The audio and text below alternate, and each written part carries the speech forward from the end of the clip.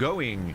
Am I going? I don't know if I'm going. Oh, it is going. It's literally going. It's telling me that it's streaming at 6 megabits per second, and now it's appearing on my screen. And then I can say such a thing as, squeak, squeak, mofos and brofos, it me, Chris, the rat in the hat, wobbling around in the corner, the little cartoon guy. And today, we're doing No Sleep, because we do this every Wednesday or Tuesday. It's probably Tuesday or Wednesday. What about you coming out of the closet? Get back in. Watch out. YouTube's here. They may or may not appreciate. Actually, they're probably okay with it. I don't know about Twitch though. Hi Twitch. Hi YouTube. Time to No Sleep. Bang. We are starting with boom. And as always, we are asking for sorry, my tongue is too large and girthy and made to please, so it kind of gets in the way. We ask for forgiveness, not for permission. So today, thank you and apologies to Liquid Dongarong with there's a reason we haven't invented time travel, period.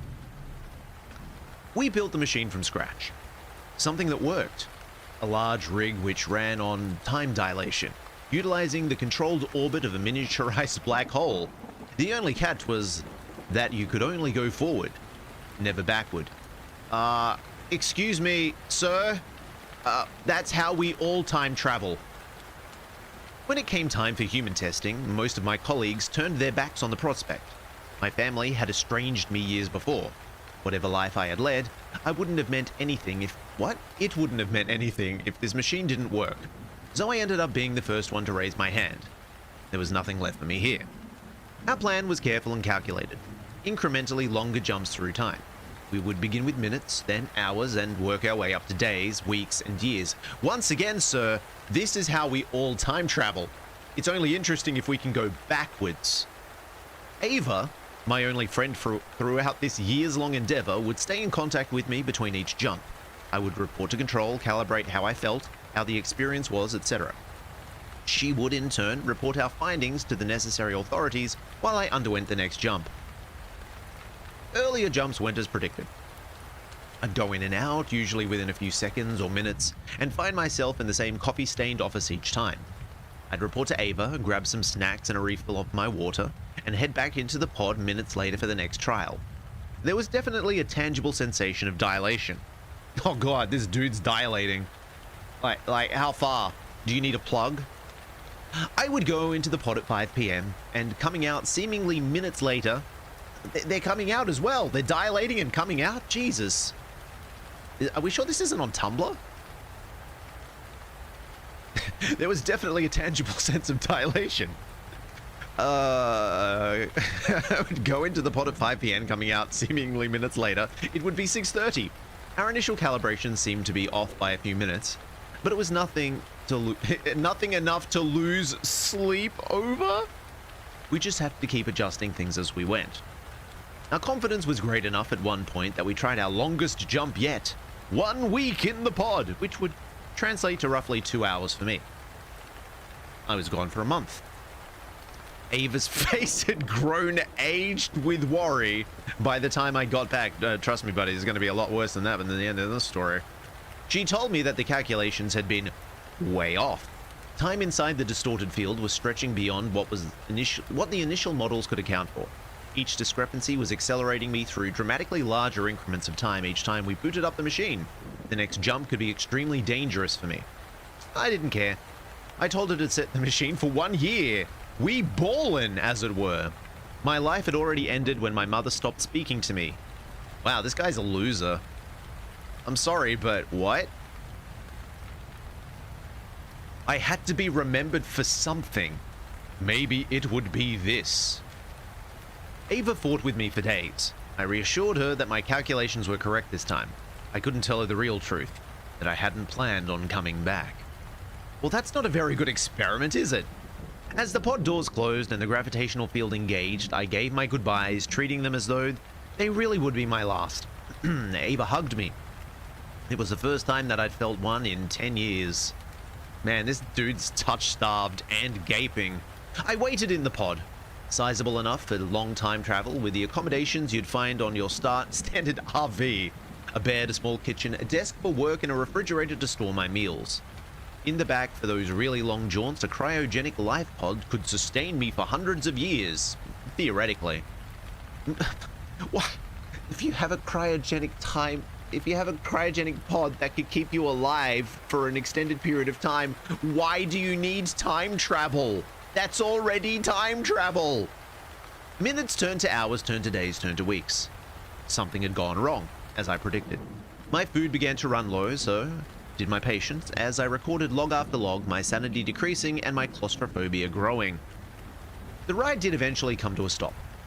The terminal inside the pod confirmed that I had been inside of it for over 200 years. Everything and everyone I knew was gone, unless they used a cryogenic pod. I hate it, but I felt relieved knowing that. I stepped out of the pod and found myself surrounded by rubble. The walls had collapsed. The scorched rooftop gave way to a grey sky. I could taste rust on the roof of my mouth, and my eyes stung from the ashes constantly falling around me. On the pod itself were deep gashes and fire-blackened spots, someone having tried to bust their way inside. There were no remnants around me of what the project was, where it had gone, if any progress had been made, or any papers published. And even if there was evidence of what I had done, what did it matter now? So soon in the future, it appeared as though the world had been reduced to dust. My contempt for the world I left behind only strengthened. For a few days, I explored the ruins, scavenging for what I could. A few cans of food. Why are we back in Project Zomboid? We can't get away from Project Zomboid, man. A few cans of food that hadn't spoiled, bottled water that didn't taste clean. Every night I returned to the safety of the pod, cooking myself meals on the somehow functioning stove and filling my computer with increasingly bored logs. It was the only sense of structure I appeared to have left. Nothing else mattered anymore, nothing but whatever waited ahead. Are they going to learn a lesson and then go back in time somehow after doing some science and then go, don't go to the future? I thought my life was lame before, but when everything's dead, it's slightly lamer. And I felt lonely. So, very lonely. Lonelier than I'd ever felt. I hadn't realized how bad it could get without a single person to talk to, even if those conversations were generally unpleasant for me. I missed it. The imperfection of my life. And it felt like a fool for taking advantage of my time. Ah, get it? Because he's time traveling. After a few weeks, I sat down with my notebook, doing the math by hand, calculating the time I was losing. The way the pod's math didn't line up with the outside world. The dilation was worse than any of us had ever considered. I was like, goatsy. If I was going to get anywhere, I decided I couldn't do it alone. I was going to need help from whatever civilization rose from the ashes of these ruins. I would need to jump much farther. So I set the timer for 10 years, knowing it would likely be more along the lines of 10,000. I figured that someone would find me at some point, figure out how to stop the pod and get me out, and we could go from there. The machine booted up. I felt a strong pull of G-force as the inner chambers accelerated my molecules faster and faster until the field of time distorted around me. I ate for a while, read my own logs, weighed my options. It took me until I ran out of the last can of peaches before I decided to enter the cryogenic chamber. Gas filled it, putting me to sleep, before a freezing cold overtook my body. It did not feel like I had been unconscious for even a second. I did not dream. I did not wonder, but I did wake up much sooner than I expected. You know, there's other marvels that they're not really explaining here, like what kind of power source are they using to keep this thing going for so long? But whatever. When I woke, the chamber gave me a shrill warning. There it is. Power was low. An ambient red light surrounding me. I felt so weak, I could barely raise my arms to push against the glass. It wouldn't give. The interface simply screaming another warning at me about low pressurization and oxygen integrity. That's when I noticed I wasn't in the pod anymore. Surely the lights of the chamber would have shown me my surroundings, but there was nothing but blackness. No pod, no laboratory, no Earth in sight. All I could make out in the distance was the light of a few stars, long since dead, and quickly panning out of view. My chamber was spinning in the void of space. I asked the chamber how long I was asleep. It told me, in excess of 10 million years. I panicked. It did nothing but make me more afraid. I screamed. It did nothing but waste my precious oxygen. Something moved in the dark, covering the illusory light of the distant stars. Oh, it was a screensaver. That's okay. Only a faint curvature, a suggestion of shape. The form grew with the patience of something beyond infinity. The curve became paler as it came into the faint light. It was covered in creases and dimples and the occasional freckle. The ridge of a brow came into focus, then two vast, still eyes illuminated by the pinprick of light that was my chamber. A face the size of a planet, its scale wrong in a way that made my mind fray. I'm starting to think Paradroid is not a DJ. What are you talking about? I do a music. I've done a music once. I said a hip hop, a hippie to the hip hip hop, and you don't stop a rocking till the bang bang boogie. Said up jump the boogie to the rhythm to the boogie the boo. See? If I wasn't a DJ, I couldn't have said that series of words. It drifted closer to me. I saw the texture of its skin, pores the size of lakes, scarring that stretched for miles. I could see now that it had a fixed grin on its face, as empty as its eyes. Yellowish plaque clung to the edges of its continent-sized teeth. My body curled in on itself, though my movement was restricted by the tight confines of the chamber. I could feel the cold of space seeping through its vacuum seals. The face radiated nothing. I begged it not to hurt me. It didn't blink or twitch.tv/DJ Paradroid, continuing its slow momentum towards me until the face was all I could see. Its nostrils looked deep enough that no light could escape them. Each strand of peach fuzz reached out like sea anemone, nearly touching my pod. Why is the giant space face like a neckbeard? It begged to let me go home. Oh, I begged. It would be weird if it begged. My voice cracked. Please, I would say. Please let me go home. I repeated the words until they lost their meaning, until they became incoherent sounds in the dark. The face did not answer beyond baring its teeth. Why is it doing that? Its jaws unhinging. I could feel my chamber moving, pulled into the abyss that was its gullet.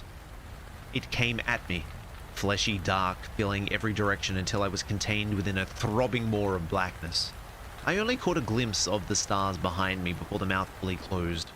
The power to my chamber cut out right then and there. I woke up in bed the next second. The morning light edged through the curtains, burning my irises until I had the strength to look away. My phone buzzed on the nightstand. A message from Ava. When I went to pick it up, to check what she had sent, my heart stopped. My hands were wrinkled, spotted. The skin hung loose from my bones. Ah yes, being old, the most terrifying thing in the world. I stood and stumbled to the bathroom mirror, upon thin legs that felt like they'd turned to dust with each step. When I looked at myself, all I saw was a man past his prime, aged beyond recognition, too real, aged beyond recognition with stark white hair and a near skeletal frame. I checked my text from Ava. She wondered where I was.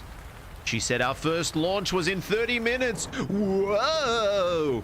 So with what little time I had left in my twilight years, I decided to type it all out on NoSleep, because that's where people go for real journalism. Oh my god, enormous space face ate me. My anus was gaping. Cool, moving on. That was the best story we have this week, everyone. Cool. Thank you and apologies to Saturdead with butterfly eyes. Gee whiz, I wonder what happens in this one. Do you think someone will get butterfly eyes? There is a good chance. There is a non-zero chance that we will be seeing some butterfly eyes by the end of this story. A couple of years ago, I walked in on my wife Laura and her co-worker Henry. I bet they were just playing Parcheesi. The same guy she'd promised there was nothing going on with. Same guy we'd had not one, but 4 different fights about. Especially after the Christmas party. Someone shared a picture on their socials with the two of them slow dancing. She had insisted and sworn that nothing was going on, and yet here he was with his tongue down her mouth. It's generally tongue down her throat. If it's down her mouth, then it's not that far. You got there early. Oh my god, what's with my throat? Hello. It's probably because there isn't a tongue down it. It feels strange to be in a moment like that, where you know there was one distinct life before and a separate life after. Well, I mean, you could just join in. Don't have to be such a prude, dude. But in that moment, all I could focus on was the sweat bead on his brow and his hand on her chest. Once again, it's just on her chest. Is making sure that her heart's working. But part of me wanted to cry, but another part of me wanted to fight. The fighting part won. I ended up beating Henry. Oh dear. So he did join in. Well, you know, I guess polycule is the thing in 2026, right? Oh, beating Henry within an inch of his life. Oh, Jesus Christ. Must be really good at it. He got a jaw fracture. Holy shit, he must be really good at it. A concussion and lost 9 teeth. Man, that's not a hand job, that's a hand career. Are these jokes doing anything for you? It took three men to pull me away. Next thing I know, I'm in county jail. It was a fast trial. I took a guilty plea. The judge acknowledged that I had no prior record and that it was an emotionally charged situation. Despite that, he couldn't condone vigilantism. Oh, sorry, they wrote vigilantism.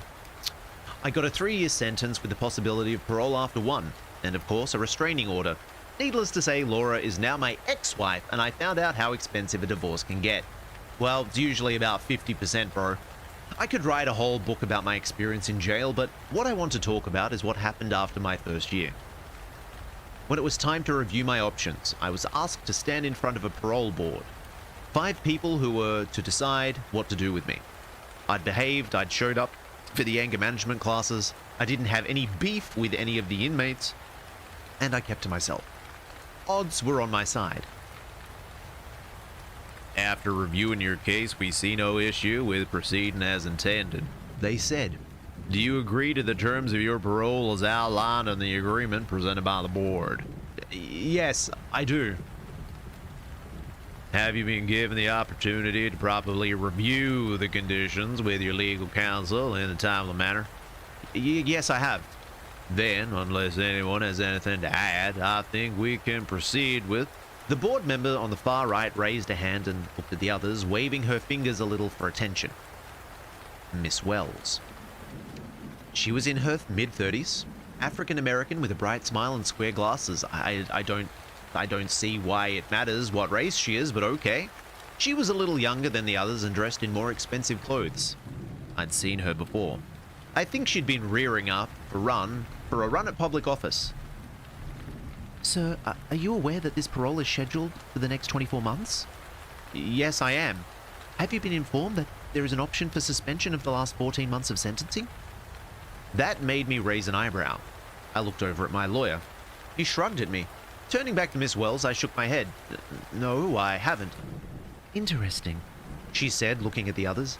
Very interesting. There is an option for a 10-month parole, but with alternate provisions and requirements. Have you not been given the opportunity to review this? No, I haven't.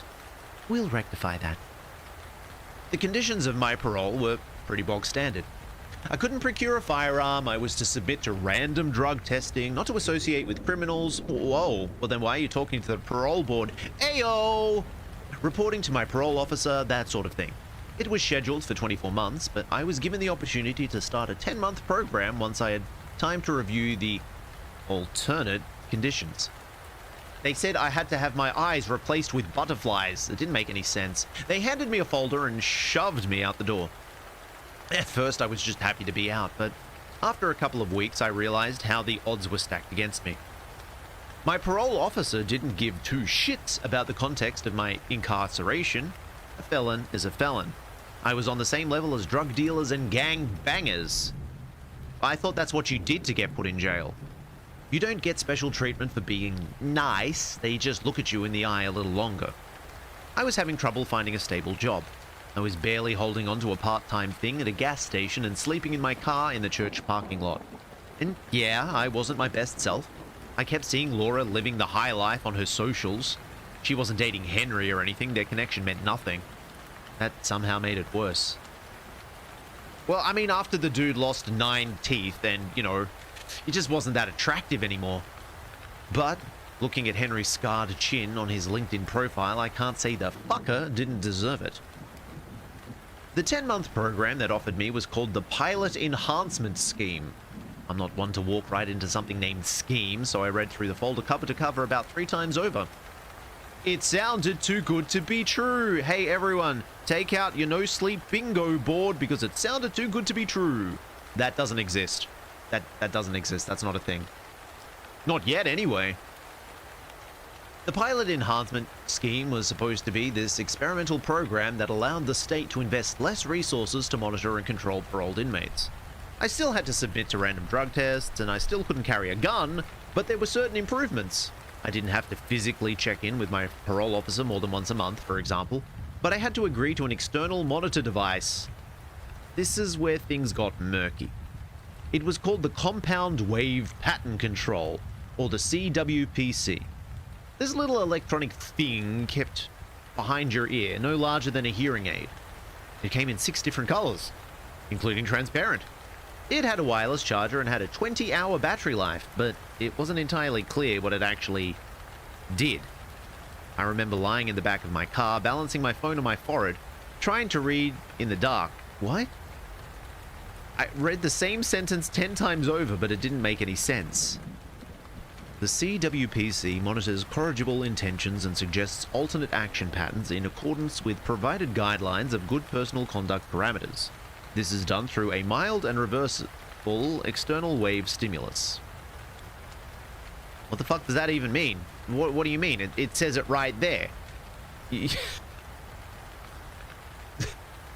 You literally have a nanny on your ear that tells you how to behave. I scheduled a meeting with Miss Wells from the parole board, the one who'd suggested the scheme to begin with.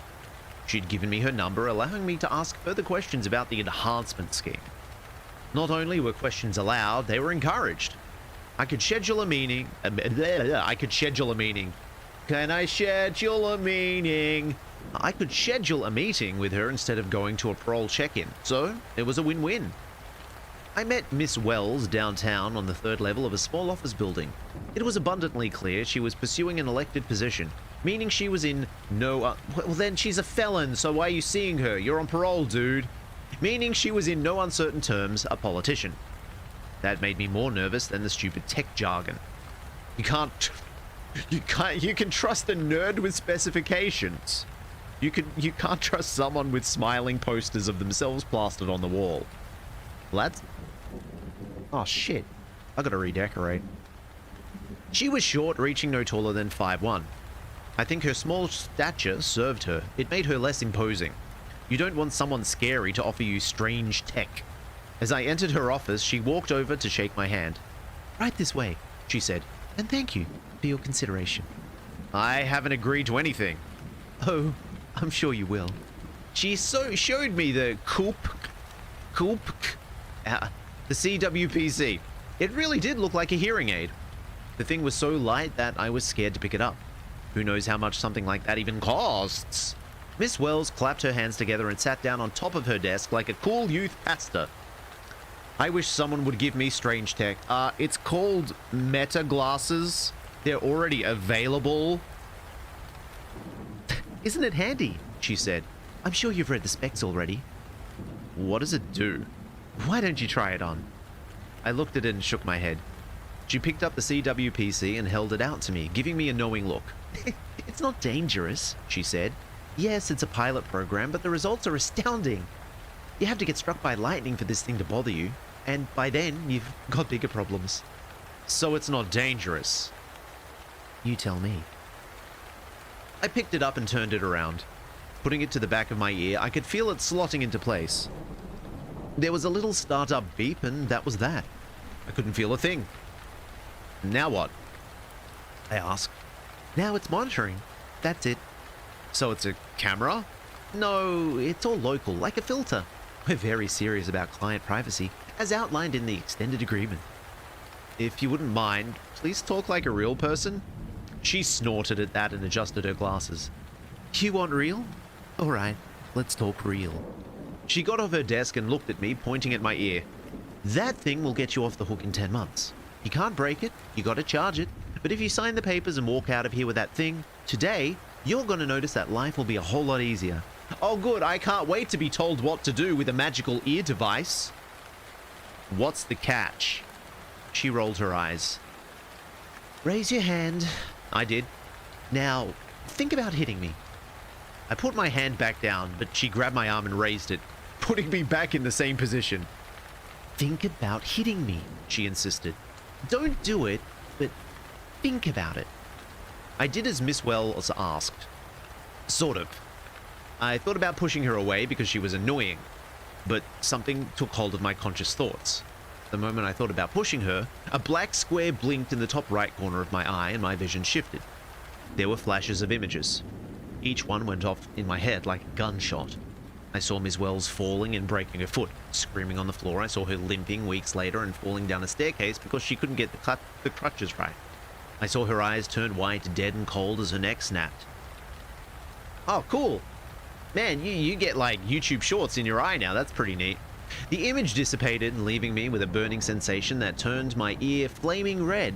My eyes teared up with a thick, viscous jelly that stuck to my lashes. Miss Wells was standing in front of me like nothing had happened, offering me a paper towel. That's what it does, she said. It detects corrigible intentions. It's messing with my brain. It's reminding you of the consequences of your actions. Is that something to be afraid of? You do a lot of unconscionable things. I couldn't stop looking at her eyes.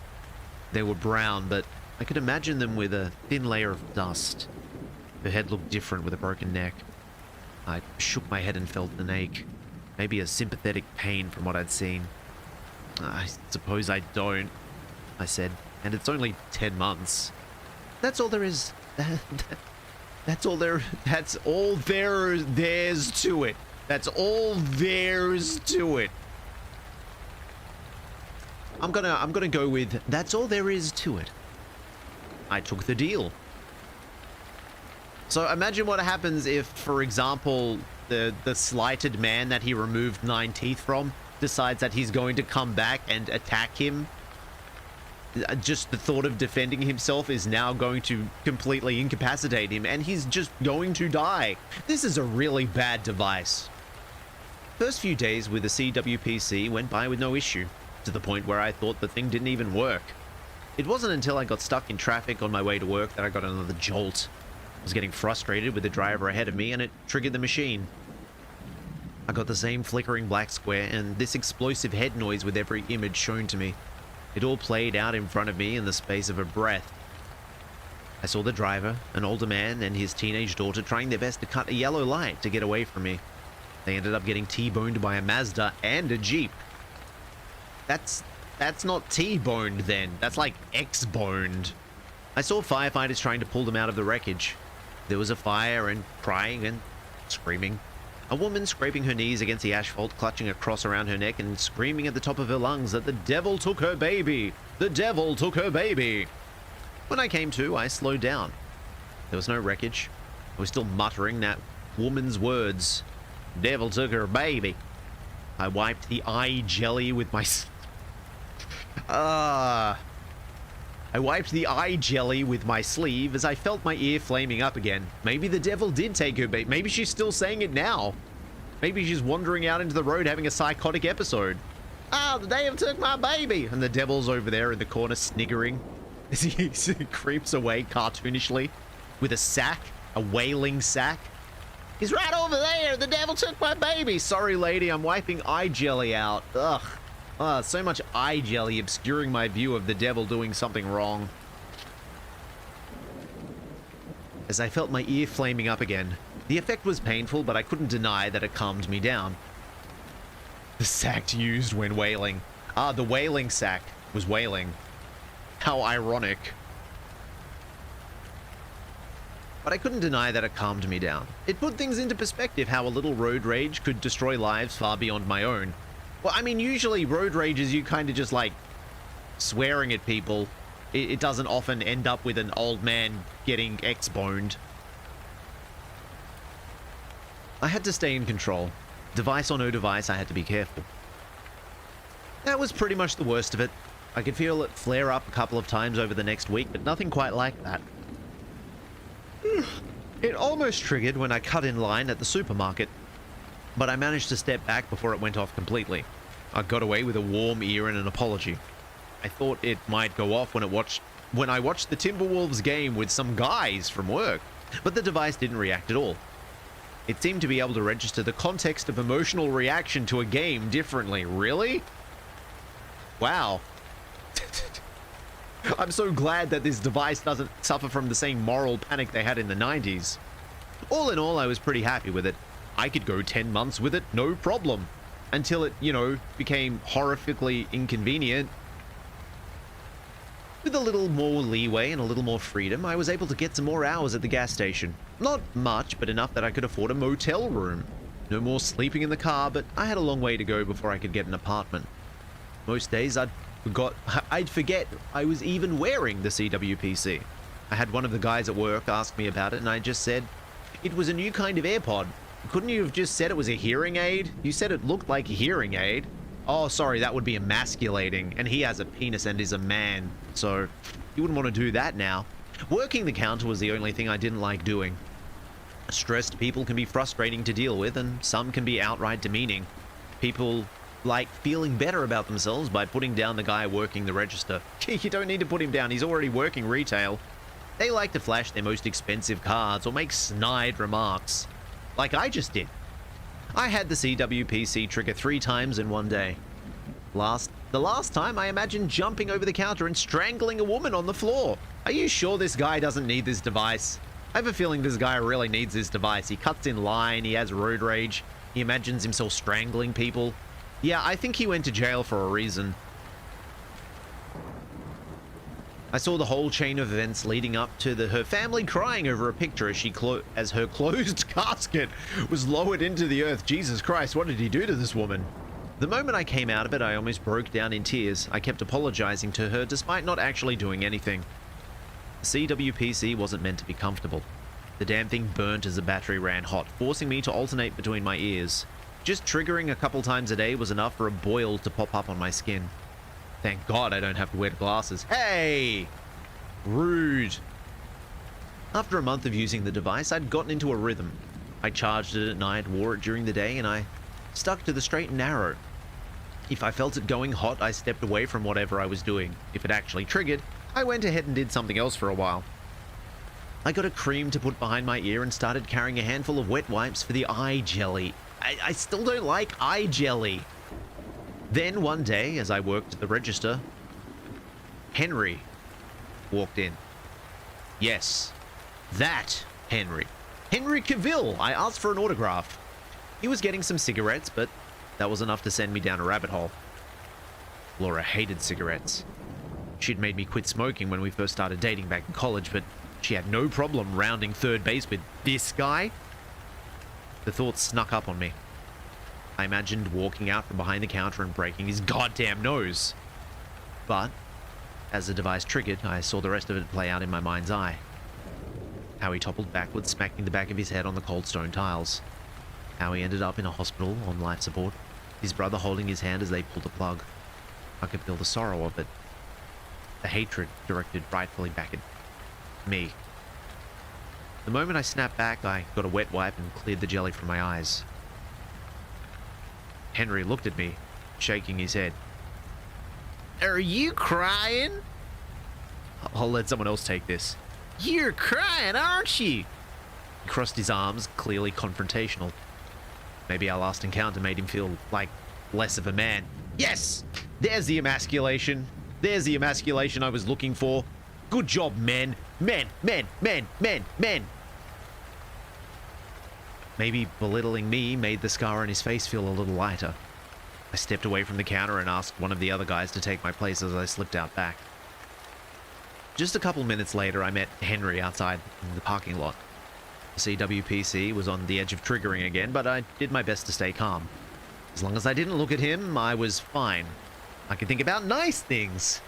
Purring kittens, grass beneath my feet, serene blue sunflowers swaying in the wind. Blue? Don't think you can take me when I ain't got my pants down? I don't want any trouble. I ain't here to get you in trouble, he said. I just want you to know that you're a bitch. Yeah, fine, the bitch. The back door clicked. The thing was on an automatic timer and I'd been out a little too long. I'd left my keys on the counter by the register. I'd have to walk back around, but Henry was in the way. I tried making a wide turn, but he'd cut me off. Man, prison hit a number on you, huh? I'm just trying to work, man. I think we got some unsettled business. He raised his fist, but I shook my head. He was clearly looking for a fight and I couldn't risk it. I looked up at him, met his eyes, and felt the CWPC firing up. What's it going to take for you to let me get back to work? I asked. How about I beat the shit out of you? The CWPC triggered. The black square flared up. I could see myself sweeping his leg and putting my foot on his neck. There were more images of him getting taken into an ambulance, but that didn't seem to invoke the same kind of emotional response in me. It wasn't powerful enough, so it switched gears. The black square doubled in size, instead showing me a kid across the street seeing me kill this guy. This kid would be destroyed. He'd lay awake at night, he'd be in endless therapy sessions. They call him Murder Boy as he played on the swings. That seemed to get a reaction it wanted from me. I didn't want that. I didn't want any of that. The moment I snapped out of it, I almost took the device off, but I could take it off for a couple of seconds to wash my ear, but any more than that and it would alert my parole officer. This time I wanted to chuck it into the parking lot and piss on it. I got another wet wipe and cleared my eyes just in time to see Henry's fist coming down on me. It hit the CWPC straight on. First thing that came to mind was that one thing Miss Wells had said. You'd have to get struck by lightning. Well, it wasn't lightning, but it was a fistful of knuckles with two thick silver rings, and they broke the battery. The gadget made a popping noise, leaving me with melting plastic and sizzling battery acid on my skin. I tried clawing at it to get it off, but it ended up burning my fingers. I stepped away screaming and I saw his face shift. He knew he'd fucked up. It was one thing to take a swing at someone. This was something else. One of my co-workers came running as Henry took off. The one good thing that came from this was the fact that I could finally let my emotions out. I could act like an idiot without having a nanny cam burn through my mind. So I gave Henry the middle finger, and I raised my voice to tell him what to expect next time we meet. I had every intention of making a threat. I stopped before I got past the first syllable. My right eye was twitching, and I could see the outlines of a black square. I didn't even have the CWPC anymore. I had to schedule an extra meeting with Miss Wells to get a new device. I wanted to press charges against Henry, but there was no camera on that side, so I wasn't even supposed to be near him to begin with. Bringing litigation into this was inviting a boatload of scrutiny, and he'd have the jury on his side. It was a pointless fight even if I'd win. Much like what went down in the parking lot. Returning to Miss Wells, I had to wait in line. There were two other guys ahead of me. One of them was this rough-looking skinny dude with a crudely drawn cartoon tattooed on his neck. It was me! I was the cartoon! He kept looking up at me, at my ear specifically. Got you with the butterfly eyes? The what? Butterfly eyes. Got the burns. Why you call it that? Chaos there, man. Butterfly flaps his wings as a hurricane in Tokyo. We get to see that. Butterfly eyes. He pointed to his own ear. The skin around it was patchy and rough, like the scales of a lizard. Done the program 2 times. He continued. Makes you crazy. Then why do you keep doing it? I told you. He smiled. I'm crazy. When I finally got to see Miss Wells, I showed her my ear. The burns were pretty bad, but I'd put on a salve and some surgical tape. I couldn't sleep on that side, but apart from that, I was doing all right. She didn't seem all that convinced. We can get you a new one, but I think you're going to need some time for that to heal. You're kicking me off the program? Not at all. You're enrolled. Consider this downtime. Give yourself some time to adjust. Let's say 2 weeks, all right? That's all right with you. It's all right with me. Good, good. She nodded as she closed a folder, inspecting my signature on the last page. As she put it away and I got ready to leave, she crossed her arms and gave me a knowing look. Have you had any problems? She asked. What kind of problems? Since the CWPC broke, she clarified. Some folks reported dizziness when it crashes unexpectedly. Not sure. Maybe a couple of twitches? I could tell she didn't like that answer. She didn't like it at all. I thought a couple weeks without the CWPC was going to be a walk in the park, but it turns out things are rarely that simple. Now I have no need to do bad things, but there are certain impulses that are impossible to repress. If someone was to jump out at me, I'd push them away. That's just instinct. Same thing goes for other surprises like a sudden phone call or when a car backfires. I was crossing the road this one time, late afternoon, coming home from work. Got a bag full of groceries. This car didn't see me and slammed the brakes at the last second, screeching to a halt and barely grazing my left leg. There was this loud horn and someone screaming. My adrenaline spiked and this guy comes running at me.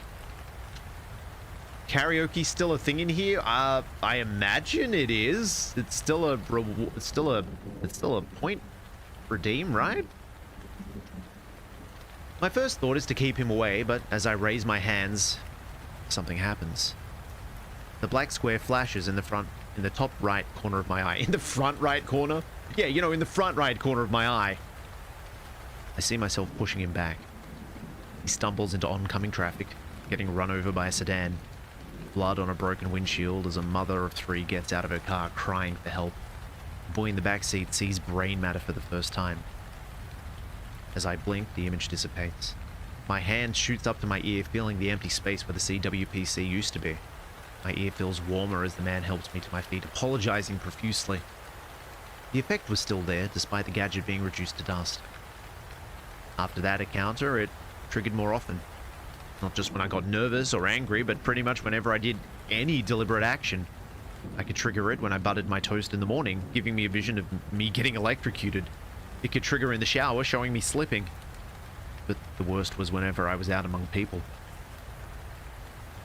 Oh god, I think I just saw a comment in the corner of my eye that I don't think I'm going to like looking at. Wish I had enough. I only got 142.9. That's a lot of points. That's an awful lot of points. Yepperino. It's the guilt that really sticks with you. It always frames your actions as the cause of suffering. You buy a pack of smokes, it shows you that it was the last pack of that brand, causing the next guy in the line to have to go to another store. On his way there, he gets murdered. Want to fill up with gas, you see yourself spilling, and someone later sets themselves on fire. I didn't even have the CWPC anymore, but the visions kept coming back over and over again, and I didn't think to tell anybody about it, because I'm an idiot. Every single day was filled with images of dying men, women and children, starving dogs, poisoned birds, baby kittens choking to death, crying babies left in the car as the devil stole them, as my actions caused a mother to come back a little too late. It was getting worse. When I picked up the phone to call Miss Wells, it triggered again. I saw her missing the last words of her dying father because he would call seconds after me. I held my thumb over the call button. It felt so real. How could I tell if the consequence was something to be expected or something completely fabricated? I saw 3 more scenarios play out as my finger trembled over the call button. She misses a call from the hospital. She gets distracted and falls down the stairs. She looks away for a split second at an intersection. Death, death, death. But I pressed anyway. Defying this thing just kicks the effect up to 11. Can't even count all the ways it showed me Miss Wells dying. The moment she answered, I couldn't tell her real words from the screams and the gaps in my mind. One version of her politely saying hello, while another was her being lit on fire, screaming at the top of her searing lungs. I can't tell which is which. It's broken. I call out, it's broken, and it's fucking with my head. She's screaming at me, gargling battery acid. There's crying and pain, and I see the white of her eyes. Then she asks how bad it is. Please! I cried, please, it's not working. It's out of control. The call disconnected. Maybe I did it myself, I couldn't tell. The image subsided. There was blood flowing from my ear as the boils popped, making it look like I'd taken a bullet at point-blank range. I had to call for help. I had to try again. Miss Wells, anyone! I picked up the phone and dialed the emergency services, but I could feel it all coming back. The black square grew larger in the outline of my eye. I saw my one call blocking a child from reaching an operator in time, forcing her to watch her mother choke to death on the floor. An elderly woman trying to get through, desperately performing the Heimlich maneuver on her dying husband. Oh yeah, because calling the hospital's definitely going to help with that. Yeah, no, don't worry. Don't worry, the freaking operator will reach through the phone and perform the Heimlich maneuver for you, old lady. If I pressed that call button, I'd be the cause of so much pain. I picked up my phone, got on my knees and smashed it against the kitchen floor over and over. That helped a little. The visions couldn't come back if I couldn't make any calls. Yeah, there's only one operator at emergency services, definitely. Yep. Definitely only one person. So, yeah, look, I mean, clearly this isn't a rational situation. Somehow it got worse. Every step I took could cause another trigger. It might show me stepping on a ladybug. If I hadn't done that, it would have distracted a kitty cat from walking into oncoming traffic. A little girl sleeps alone because of me. I flushed the toilet to see the pipes clog, causing a blockage that stops a man from getting that glass of water he needs to swallow his life-saving medication. The pipes even work like that? That's what it showed me, so it had to be true.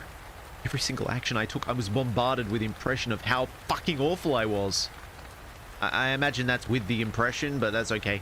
Every action leading to consequence of pain, death, dismemberment, and this endless sadness. I started to see so much terror that I went from having the image of a dead person on my mind to having a catalogue of them. I could no longer think about a single dead individual. There were too many of them. After a while, they all start to look the same. I would lie in my bed staring at the ceiling. Even the most basic autonomous action of my body would cause images of pain and destruction. I stole a breath. Meant for a better man. I blinked at a moment when I needed to see something critical. I raised a hand blocking the signal from reaching an intended target. I tried holding my breath, but I couldn't win. Living or dying, breathing or not, none of it mattered. All I saw was the never-ending cycle of pain emanating from me, killing everything cursed enough to be in my vicinity. What the hell was I supposed to do? If you're getting the same result either way, does it matter what you do? Well then, there you go, there's the solution. It's like, if the same result happens no matter what you do, then do something, idiot. I stayed in bed for 2 days. Just watching this endless loop play out in front of me. He's literally doom scrolling. What a loser. I must have seen millions of people die. Oh, sorry, he's on Live Leak. Tens of millions. I could see it in excruciating detail in ways I could never have imagined on my own. There were so many ways to get cut by a knife. So many nerves that could be severed. I could anticipate the pitch of a death scream from the angle of a cut. Since it didn't matter what I did, I got up. When I did, I could barely see anything. I was experiencing the world as a kaleidoscope of possibilities. In one world, I was taking a step forward. In another, I'm crashing through the floor, killing the guest in the room below, but I'm still taking that step. If I would have killed something either way, what does it matter if I get up to get a glass of water? It felt like relearning everything. I had to stop relying on my senses of hearing, as my ears had swollen to the point where all I could hear was my heartbeat. The right side of my face was caked in dry blood, and I could tell I was a little pale in the bathroom mirror. I think I was, at least. I saw so many things in that mirror that I couldn't tell which was the real me. Killing the guest in the room below in this economy? Hey, look, at least the landlord would be happy, because he'd be able to charge somebody. They wouldn't be able to reclaim their deposit, and he could fill that room with another person who desperately needed somewhere to live. It's win-win. He's doing a public service for somebody who's already independently wealthy. What a legend. Shit. What surprised me the most was how these images made me feel. At first, I'd felt like the worst man in the world, like the core and center of all evils, but after a while, I didn't feel a thing. If I feel the same putting my shoes on as I would shooting a man in the head, what's stopping me from doing both? He's right. He could put on his shoes and shoot a man in the head. And everyone can wonder why the carpets got painted Landlord Special Legendary Edition. I tested the boundaries a little. I took a walk around the neighborhood. Yes, the images were there. No, I didn't care. I thought about things that I knew would trigger a response, like pushing a woman into traffic or taking a taxi to Henry's place to rip his tongue out with my bare hands. Yes, the images remained, more death and terror and guilt. But that was already there. If everything's already tuned to max, it can't go louder. I don't know when I decided to do something. I don't think it was a conscious choice. Maybe I thought about testing a little more or doing something stupid to see if I could get this damn thing to short-circuit my brain completely. I remember picking up a knife and stuffing it into my pocket. I remember throwing a potted plant out of my bedroom window. I punctured the tires of a parked car just to see if things could get worse. And yes, edgy boy's first edging. The dude's getting driven insane by images of possibilities. This seems kind of fair. Although I don't know why he's coherently writing it all down. Hello, I am 14 years old and I am a hard man. He got cucked. He got cucked in like the first paragraph of this story. He was broken since then. And yes, I saw images of a family of 4 careening off a steep cliff. Yes, I saw an elderly woman getting the back of her hand caved in by a potted plant. Oh, head. The hand wouldn't be that bad. But I would have seen variations of those things even if I'd stayed in bed breathing, so what does it matter? There was this long road. I think I took the bus. I either stabbed a man or paid the bus fare. I couldn't tell. Maybe both. It was supposed to be a 10-minute ride, but it was dark when I got out. I walked in circles, not arriving at my destination until well after midnight. I recognized the shape of the name on the door, but I couldn't bring myself to read it. I wasn't knocking anyway, I just had to be sure I was in the right place. I thought about having a simple conversation with Henry. I thought we could work things out and put this behind us. After all, I did a number on him. I deserved to be punished back then. I had been out of control. But I wasn't like that anymore. That rational part of me was a fraction of an exponentially growing cavalcade of actions. When the most sane part of you occupies a 10,000th of a percentile, you have to expect yourself to submit to the irrational. Sounds like a personal issue. Maybe he should realize if they were shitty enough to cuck, they weren't worth his time and move on. Well, no, he broke a man's teeth and had an experimentational... you've missed a lot. This has been a long story, man. The cliff notes. Experimental device on ear, got crushed, showed possibilities, made not do bad thing. Now broken, only want to do bad thing, but maybe good? Mostly bad, though. There we go, Cliff's notes.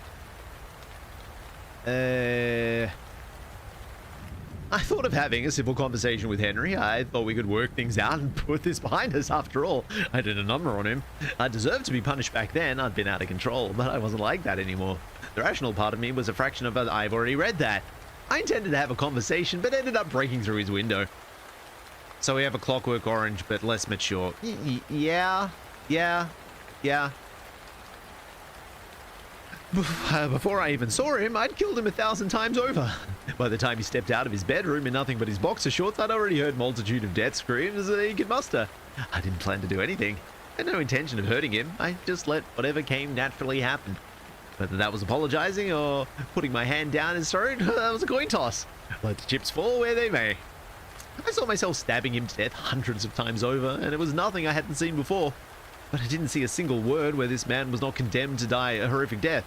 I think that's supposed to be world, but okay. I think someone pulled me off him. There was this pain in my arm and I was having trouble breathing. I was face down on the ground. Strange red and blue lights illuminating new corpses with every rotation. I think Miss Wells was there too. There was a man in a white coat with a scalpel. Oh, and I didn't see him stabbing himself to death with it. He was being instructed to do something to me. I was given a tranquilizer. Oh, when I woke up, I had this awful ringing noise in my head. The right side of my face was burning and I couldn't hear anything. I was lying on the side, looking at a hospital room. There was no images. No screams. Just me and Miss Wells. I don't know why she had never had Miss capitalized, but that's okay. I guess it's because she was small. I couldn't hear her speak, so she wrote something on a tablet. Her hands were trembling and I couldn't tell. I could tell she'd been crying. She spelled out an explanation as simple as she could. I'd done something bad. They had to remove my right ear and puncture my eardrums. I was going to be okay, but things were going to get complicated. Man, this almost sounds like a Condemned Criminal Origins fanfic. What's he gonna turn into? The supervillain No Hears? He will be named Butterfly Eyes for reasons you don't know because you weren't here at the start of the story. I had a couple of false alarms as my ears healed. I would imagine seeing that black square, but I never really did. I was so used to having my head occupied with things that weren't my own that it was strangely empty without it. Sometimes I had this feeling in my gut that maybe I was still stuck inside one long vision and that I'd snap back to whatever moment triggered it. Maybe it was that meeting with Henry in the parking lot. I don't think they were allowed to continue with the scheme. They'd had hiccups before, but never anything like this. There was a settlement, an agreement, and I was relocated to the West Coast under a new name, far away from prying eyes and curious questions. Funny how beating a man up got me a year, but killing him didn't cost me a day. Nowadays, you can see me walking down the street like anyone else. I go to the park to watch the seagulls fly over the French fries. Fly over the French skies. What? Shit, they really moved me very west. Hush money runs deep, but there's nothing for me to do with it. I want nothing. There's this part of me that's completely blown out, like they took a piece of me and left it on the floor somewhere. Yeah, it was your ear, idiot. I don't turn my head when I hear a crying baby, and I barely slow down when the light turns red. Cut the line in store, I smoke in crowded places. I don't care. I can't care, even if I wanted to. You can't see the guilt through a butterfly's eyes. Whoa! Whoa! How did he so easily remember all of the things he did when he was basically psychotic? Why did he write them down if he's effectively in witness protection? Oh, whatever. Oh, whatever. Thank you, Saturday. Next. Ooh, a throwaway account. Thank you and apologies to free-health-1421. Don't question it, he's butterflying, yeah. Woo! Oh, this is pleasant. Finally, a nice release from all of the spookiness. I work at NASA and everything is perfectly normal. Nice. I work in a small solar system group at NASA, and today is a perfectly normal day like every other. My colleagues are standing around discussing the possibility of getting more telescope time. Our boss is generously making a pot of coffee for his underlings. The instant messenger channel is still captivated by yesterday's discovery of a large and sturdy cardboard box in the subsequent haggling over such a rare and priceless artifact. Wait. And I'm sitting at my desk, checking my emails, making small talk with my neighbors, and trying to conceal the fact that this is all utterly insane. People should be panicking. The press should be hammering at our door demanding answers. Hell, the military should have taken over days ago, and I, for one, would have welcomed them with open arms. But instead, here I am, checking last month's expenses and wondering if $20 is too much to claim for lunch, all while trying very hard not to scream. It all started about a month ago. The first data from the Vera Rubin Observatory is trickling in, and we were running some of it through a new machine learning algorithm to see if it picked up anything. To our surprise, it did. Nothing spectacular, just an object. Probably a small asteroid orbiting among Jupiter's Trojans. But it was a lot brighter than its neighbors, as if it was made of something much more reflective. I would love to say at this point we looked at each other knowingly in the eyes and said, aliens, and got on a direct line to the White House. But we're all too old and jaded for that. No, instead we merely agreed that it looked unusual enough for further attention, scheduled a more detailed look, and went to lunch. Skip forward a couple of weeks and we're standing around a monitor looking at data from a large telescope. And while no one was saying anything out loud, by now we were almost definitely thinking Aliens is a really good movie. Or at least I was. Also, I guess there were aliens out there, but whatever. That and what I was going to spend my Nobel Prize money on. And for good reason. Not to get all technical, but the damn thing was shinier than a disco ball. Aliens. Out there, aliens. They're in the walls. They're chewing through the electricity. And what's more, we could tell from the periodic way it glinted that it was regular in shape, Far too regular to be a normal asteroid. Now, I'm not saying that we could tell it was some sort of giant flying saucer, but even from what we'd looked odd, very odd. My wife and I call them that every time we hear a horror story about them. Oh, okay. Ooh woo. I love the Awiums. But we were professionals working at one of the most prestigious scientific institutions in the world, so we'd need a hell of a lot more than looks really weird before calling the press or the government. This was my discovery, so I sent Bill off to scrounge some time on an infrared telescope, which should give us a better idea exactly how big this thing was, then disperse the rest of the team to see if they could get anyone else to confirm what we were seeing. Even the boss deigned to stop by and congratulate us on the unusual find, probably with visions of a budget increase dancing before his eyes. But to his credit, he did offer to speak to the James Webb Space Telescope people about taking a peek at whatever this thing was, but I wasn't going to hold my breath. Because to the conspiracy theorists, if spooky things happen and it's not magical Awiums, it's brown people. That makes me think slightly less of them, which was pretty difficult. Meeting adjourned, I looked around to find we had attracted a small audience from across the office. Most of them just admin staff trying to rubberneck a potential discovery in an otherwise dull day. I can't blame them. Organizing meetings and paper deliveries at NASA is no more interesting than doing it anywhere else. But then I spotted someone I knew. Joanne was a radio astronomer who we'd worked with in the past who did good work. We got along well despite her being 20 years my junior, so I beckoned her over, partly to see if she'd ever seen anything like this before, and I definitely wasn't grooming her. She hadn't, but she did have an idea. "Want me to point a dish at it and see if it's transmitting?" she said with a half smile. We both knew the chances of it doing anything were practically zero. Sure, can't help. Can't hurt. At least if anyone asks if it's beaming out, we come in peace, we'll be able to say no. I honestly didn't think any more about it that afternoon, too caught up sifting through the mountain of paperwork our discovery was generating. I'd even been asked to prep a preliminary press statement and went home that night trying to work out the best way to balance laudable scientific modesty with much more satisfying self-aggrandizement. But at that point, this was an interesting discovery, nothing more. At best, it might transform my life and career. At worst, it might get me a glowing end-of-year review and maybe a raise. That was at worst, but I still wasn't convinced it was going to change the world.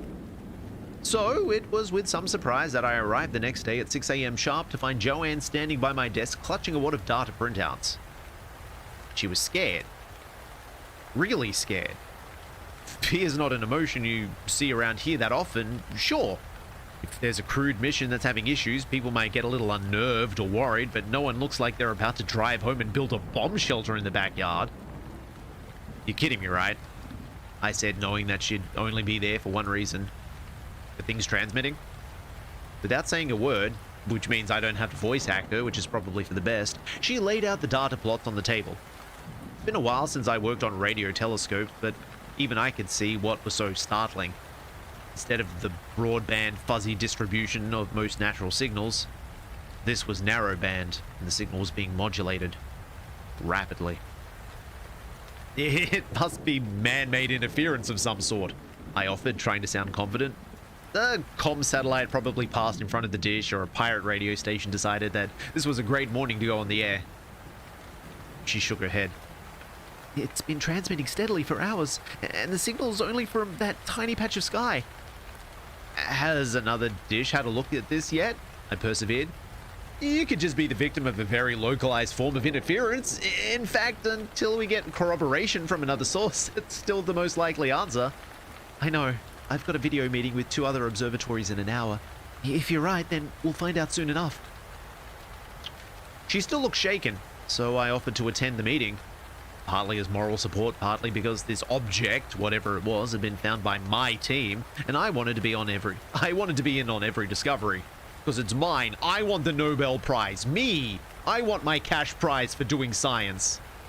You think we do this for free?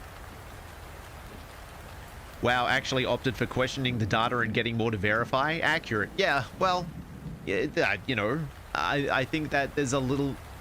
I guess it's better when they do their due diligence in these cases. It's certainly more refreshing than I went out blindly and accepted what was happening to me and didn't ask for help. I mean, the whole point of No Sleep initially was to literally ask people for help and advice, right? Like, the whole point of this, like, shared ARG was that you were supposed to go, there's this weird thing happening to me that I can't explain. Can you guys offer some advice or help? And then there'd be this back and forth. That doesn't exist anymore. Now it's just a creative writing forum. So, at the appointed time, I was sitting next to Joanne in our small conference room, awaiting our esteemed guests and trying to maintain the composed grace of a future Nobel laureate. Then the screens flickered to life and the two professors appeared. For the second time that morning, I saw facial expressions completely at odds with my expectations. Wonder, excitement, joy, any of those would be appropriate for what I'd seen on those plots, but instead they looked annoyed. Not angry, just annoyed, maybe even bored. It was the sort of look you give a waiter when they've presented you with the wrong meal for the second time in one night.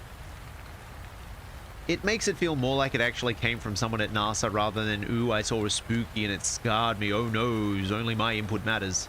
Yeah, well, it could just be that. It's either they did their due diligence and their research, or they could just be a bored NASA employee, which, to be fair, wouldn't be that surprising. I feel like there's a lot of admin that happens and not a lot of, ooh, space stuff.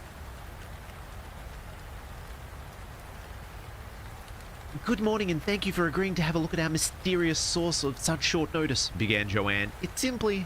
But before she could continue, one of the attending astronomers, a white-haired man in his 60s, cut her off. It's really not very mysterious at all. In fact, the only mystery is why you issued an urgent request for verification. It is neither artificial, as you suggested, nor is it located inside the solar system. The other figure looked a little more sympathetic, but nodded along just the same. We had to pour some time-sensitive work to observe this signal, and I'm disappointed that you failed to conduct even the most basic analysis to rule out common radio sources. It's a narrowband, clearly modulated signal, exclaimed Joanne, having recovered from her initial surprise. I accept that terrestrial interference might produce a signal like this, but not an astronomical source. It's probably just a highly unusual pulsar, added the second man in a conciliatory tone. Fine, that will probably make an excellent research paper, but perhaps not one that required an urgent corroboration request. Yes, it's most probably a pulsar, agreed the first man. But I've already wasted too much time on this wild goose chase. I have real research that can't be delayed any further. So unless you have another message from E.T. to share with us, I will bid you good day. I was dumbfounded. None of this made any sense. The data looked nothing like a pulsar. Even I knew that. And besides, a highly unusual pulsar wasn't something you just dismissed as commonplace and moved on with your life. It was the sort of discovery that careers were based on.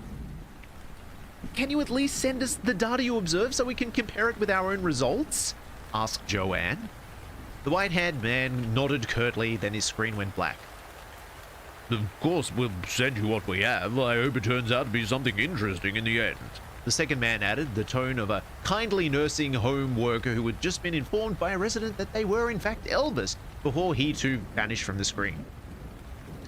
We just stared at each other, completely lost for words. Under normal circumstances, I should have been furious, but the exchange had been so weird that I just couldn't muster any kind of coherent response. Their explanation from the signal was so wrong as to be absurd. And the speed in which they ended the meeting was unheard of for a serious scientific discussion between leading experts. I mean, they were on a call to NASA, for God's sake. It's also pronounced NASA, I guess. Most people would give the institution some respect, even if they thought the two of us were wackos. What the hell just happened? I asked. I have no idea. That was... I can't even begin to list all of the things wrong with that meeting. Joanne's eyes narrowed as she looked down at the paper plot, still on the table in front of her, its lines still as unambiguously artificial as before. Do you think... She hesitated. Do you think someone told them to brush us off? I mean, if this is what we think it is, then I can only guess who might be involved now. I thought about it long and hard, but I'm not grooming her. No, if someone had told them to shut up, they could have stalled for time and come up with something more convincing. But all they've done by feeding us this load of bull is to make the whole thing even more mysterious than it was before. And I don't know about you, but they seem completely genuine to me. Out of their minds, sure, but genuinely so. They really believe that that signal is natural, which, I admit, doesn't make a lick of sense. Joanne nodded. I thought so too. They seemed genuinely annoyed that I was wasting their time. But given what just happened, what do we do now? Let's get back to my office. There should be data coming in from the infrared by now. I smiled. Even if the radio astronomers have collectively gone gaga, we should have plenty of other evidence that something is up. But once back at my office, I was shocked for a third time in as many hours. Which, for someone of my advanced middle age, is not a good thing. I died! My team was all back at their usual workstations, continuing with the same routine analysis that we'd been doing before the discovery. Two questions sprang to mind simultaneously. One, what the hell were people doing abandoning the find of a lifetime? And two, who had pulled my team off the assignments I'd given them? I think the second part annoyed me more, but at least the answer to the quandary arrived promptly in the form of my boss. He sauntered over, coffee cup in one hand, a file bursting with reams of paper in the other. What does he sound like? Bad news, I'm afraid, He announced, and I was surprised to see his usual unflappable bonhomie bore? What is this? Is this French? Bonhomie? Bore a tinge of sadness that my little triumph had fallen through. Seems like it's just a regular old asteroid. Infrared's data's in and it's conclusive. I don't know, that wasn't his voice, but it is now. I was confused. He waved the file at me before gesturing to a dozen or so flashing message symbols on my monitor. I couldn't get JWST to have a look, but that's probably for the best given the circumstances. Is it like pronounced Bomhom? Bomhom. Like he's a good old boy? Is this a situation where it's like Cajun dialect slipping into things? I'm sorry, I'm too foreign for this. Have you gone over it yourself? I asked, again caught completely off guard by the morning's events. No, I'll leave that to you. I trust your judgment. Why don't you spend the next day or so topping up the findings, and then we can get back to that machine learning stuff from Ruben.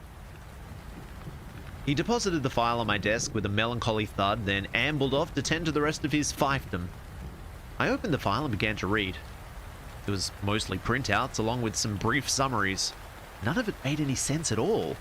Every report listed finding a normal asteroid, and the conclusions were all identical. Not worthy of further consideration. Everyone had taken a look and decided it wasn't worth their time. But the printouts and the dozens of electronic graphs on my monitor told a totally different story. The size had been fixed, more or less, which, together with the amount of sunlight it was reflecting, told me it was bright enough to be made of something very reflective. Very much not usual. Then I looked at the thermal infrared data and I nearly knocked over my coffee.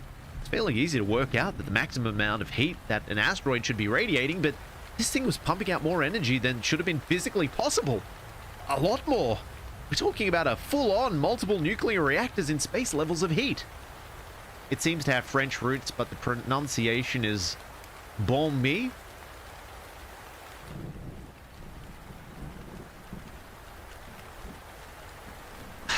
I felt that it was now the correct time to think aliens. Not just aliens, aliens with an enormous power source smack dab in our solar system. But that wasn't just big news for NASA, that was big news for the entire country. Hell, it was the biggest possible news for every soul on Earth. How is this not worth further study? It might even have been the correct time to start screaming. Then I saw one of the messages had an attachment labeled JWST, which was odd given that my boss had told me. I opened it and found a complete report. And also, yeah, if something was producing more than the standard black body curve, there'd definitely be more investigation going on. Well, yeah, I mean, clearly something's happening here. Something's happening here! But what I don't understand is why you wouldn't bring the OC in on it.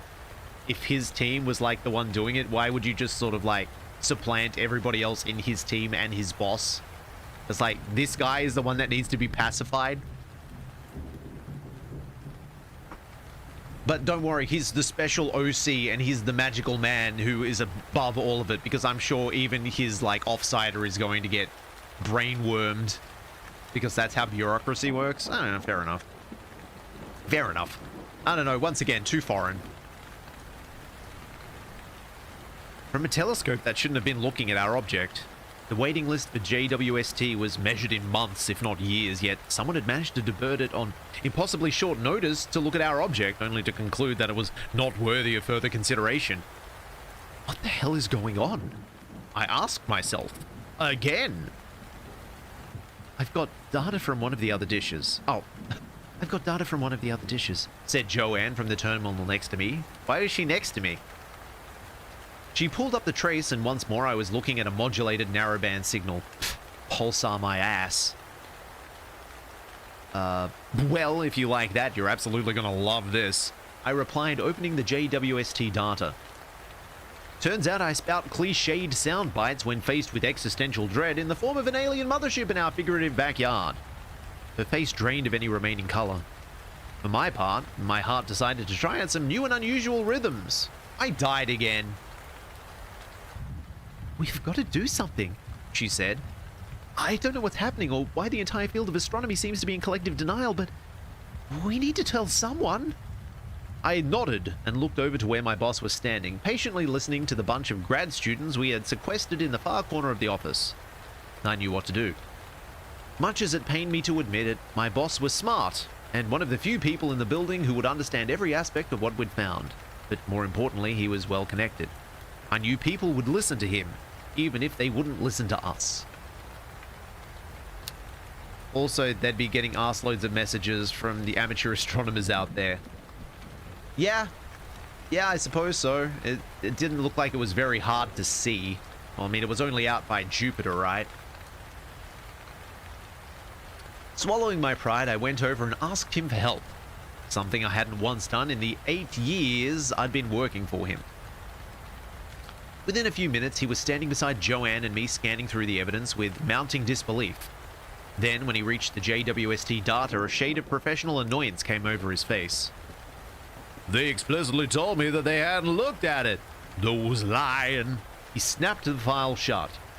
There is a pretty big community, and they've spotted a lot of stuff before NASA has. Well, I mean,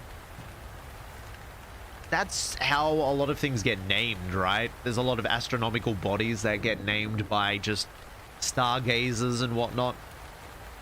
I think I remember a case closed chapter where someone got killed, like an amateur astronomer got killed because they had a group of like 4, and you could only name the body over after like 3 people or something. So someone got murdered. It's like, we want naming rights. We don't want to have your name on it. We're gonna kill you for it. So yeah, I feel like the amateur astronomers would definitely be scrambling over something like this. This is unprecedented, all of it, he exclaimed. Fabricating reports, deliberately mislabeling data, lying to a department head. We need to speak to someone senior, really senior right now. Who do you have in mind? I know the deputy director. Not well, but enough that he'll take me seriously, he replied, turning to Joanne. I need you to come with me. He's going to want details on that signal, and my radio astronomy knowledge is a little dated to say that. She's going to get brainwormed. Joanne's going to get brainwormed. He's going to come back, and he's going to be like, it was nothing after all. And she's like, yes, it was nothing after all. Let's have coffee. Yep, and staring at big bright lights in the sky through huge lenses that focus light powerfully enough that you can cook your retina with them is fun. Apparently. I mean, I was definitely into astronomy when I was a little boy. Space is pretty cool. Now I just like to shoot things in spaceships in it. He turned to me. I need you to stay here and look after the office. If anything unusual happens, make note of it. But try not to cause any panic. Still don't know exactly what's going on. I nodded, relieved that I wouldn't be the one explaining all of this to the higher-ups. I'll patch the trace of that signal to your workstation, said Joanne. It's been steady so far this morning, but I'd like someone to be here if it changes. 15 minutes and several very heated phone calls later, they were gone and I was on my own, staring at the signal pulsing happily away in the corner of my screen. Oh, that's me. No, that's me. That's just me. Don't worry about it. My ego tried to tell me that this was all some misunderstanding and that I'd probably come out of it smelling of roses, but I couldn't shake the sense of unreality that surrounded everything this morning. My thoughts were rudely interrupted by an email alert, and I saw that the second dish had finally sent its results over. Sure enough, another clearly artificial narrowband modulated signal. But then something else caught my eye. Whoever had made this plot had annotated the trace. The first comment was unambiguous. Wow, clearly artificial. Very strong as well. Need to pinpoint where it's coming from.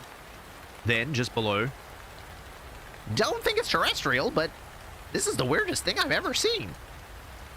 but 2 pages later, I still think it's unusual, but maybe I was hasty calling it artificial. The signal appears to be shifting into something much less well-defined. I looked at the section it annotated. The signal was completely unchanged and every bit as artificial as before. Then, after 2 more pages, Was a mistake to think the signal was anything but natural. Not sure what it is exactly. Maybe an unusual pulsar. Not worthy of further consideration, whatever it is. the signal hadn't changed 1 bit in the entire trace. Something was very, very wrong. I hope to God that I'd been mistaken earlier and that this was all just the result of some spook in a black suit pressing a revolver to the temple of the astronomer annotating this, but I doubted it. I stood up and scanned the office, looking for any signs of unusual behavior or people pledging allegiance to their new alien overlords, but all was as it should be. Rogers had finally worn something that didn't appear to come from the 1970s, but that was probably a stretch to attribute that to the insidious mind control. The ship is using the signal to do mind control like the Observer or Venture Brothers. Do not notice me. Well, I guess the OC hasn't directly observed it, but he is observing the feed from Joanne. I don't know, man. Once again, the OC has magical main character powers, so he's fine. I looked back down at my screen, half scared it was going to start pulsating hypnotically in the best Twilight Zone fashion. It didn't, but I did see that the signal amplitude was up from earlier, and a quick check showed that it had been strengthening for the last 10 minutes. Rapidly. Whatever this thing was, it would soon be transmitting with a hell of a lot of power. He wore his tinfoil hat today. Oh, he just didn't mention it. That's fine. I mean, if he does it all the time, there'd be no point in mentioning it, right? I spent the next hour switching between monitoring my colleagues for subversive behavior and watching with mounting alarm as the signal strength grew. Part of me felt like standing up on my desk and screaming, "Guys, do you see this?" But I decided to wait until the boss returned before fully committing to a nervous breakdown. I therefore greeted his return through the far door with some relief, Joanne a few steps behind. The boss was collared by Rogers en route, but Joanne made it through unscathed and was soon at my desk. Here it comes, the thing I predicted, just watch. So, how did it go? I asked in a hushed whisper. She just ignored me and began to gather up her notes. Joanne? I said a bit louder, hoping she just hadn't heard me. How did it go? It's Dr. Moreau to you. God, I can't believe you talked me into this. Talked you into it? Did he look at the trace? I felt like I'd entered some alternate reality where nothing made sense. She turned to look at me, square in the eye, burning with what looked like embarrassment. I just marched into the director's office on your instructions and showed him a trace of a pulsar. God, I've never been so humiliated. Even he could see what it was right away. I can't believe you convinced me to second guess myself. Joanne, it's not a pulsar and you know it. I was almost pleading with her now, and we were starting to attract attention from the rest of the office. It's not worthy of further consideration, whatever it is. And I told you, it's Dr. Moreau. We are not friends. She brushed past me and stormed off, sending a crowd of open-mouthed gawkers scampering back to their cubicles. I was still standing stock still and staring after her when I felt a hand on my shoulder. It was my boss. We need to talk. My office. Now. I followed dumbly, crushed by the enormity of what was happening as he regarded me with his best "I'm not angry, I'm disappointed" look. Room? You've upset a lot of people today, and more importantly, you've let yourself down. He began as if I just smashed a keyboard over someone's head in a fit of rage.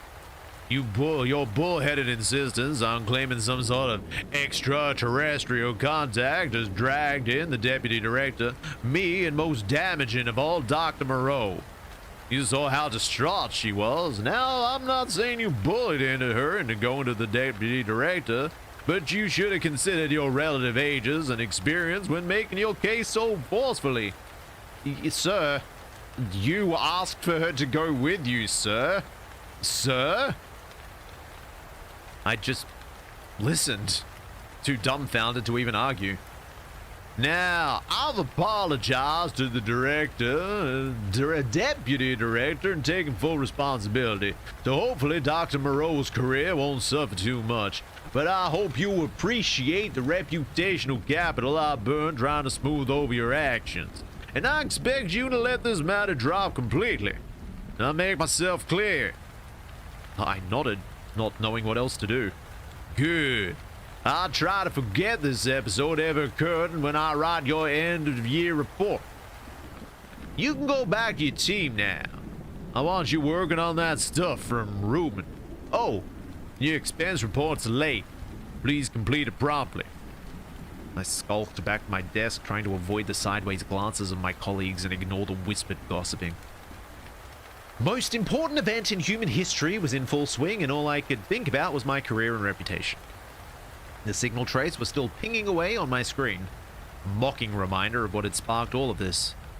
I went to close the app, but paused mid-click. The signal had changed again. It took a while to work out exactly how. Maybe I just didn't want to accept what I was seeing, but there could only be one conclusion. The object was heading towards us. Fast. Faster than any human object could possibly go. Hand shaking, I grabbed a pen and paper and started to do some rough calculations. There were many things I had to estimate or outright guess, but in my heart I knew it was coming here. That made things easier. 2 days.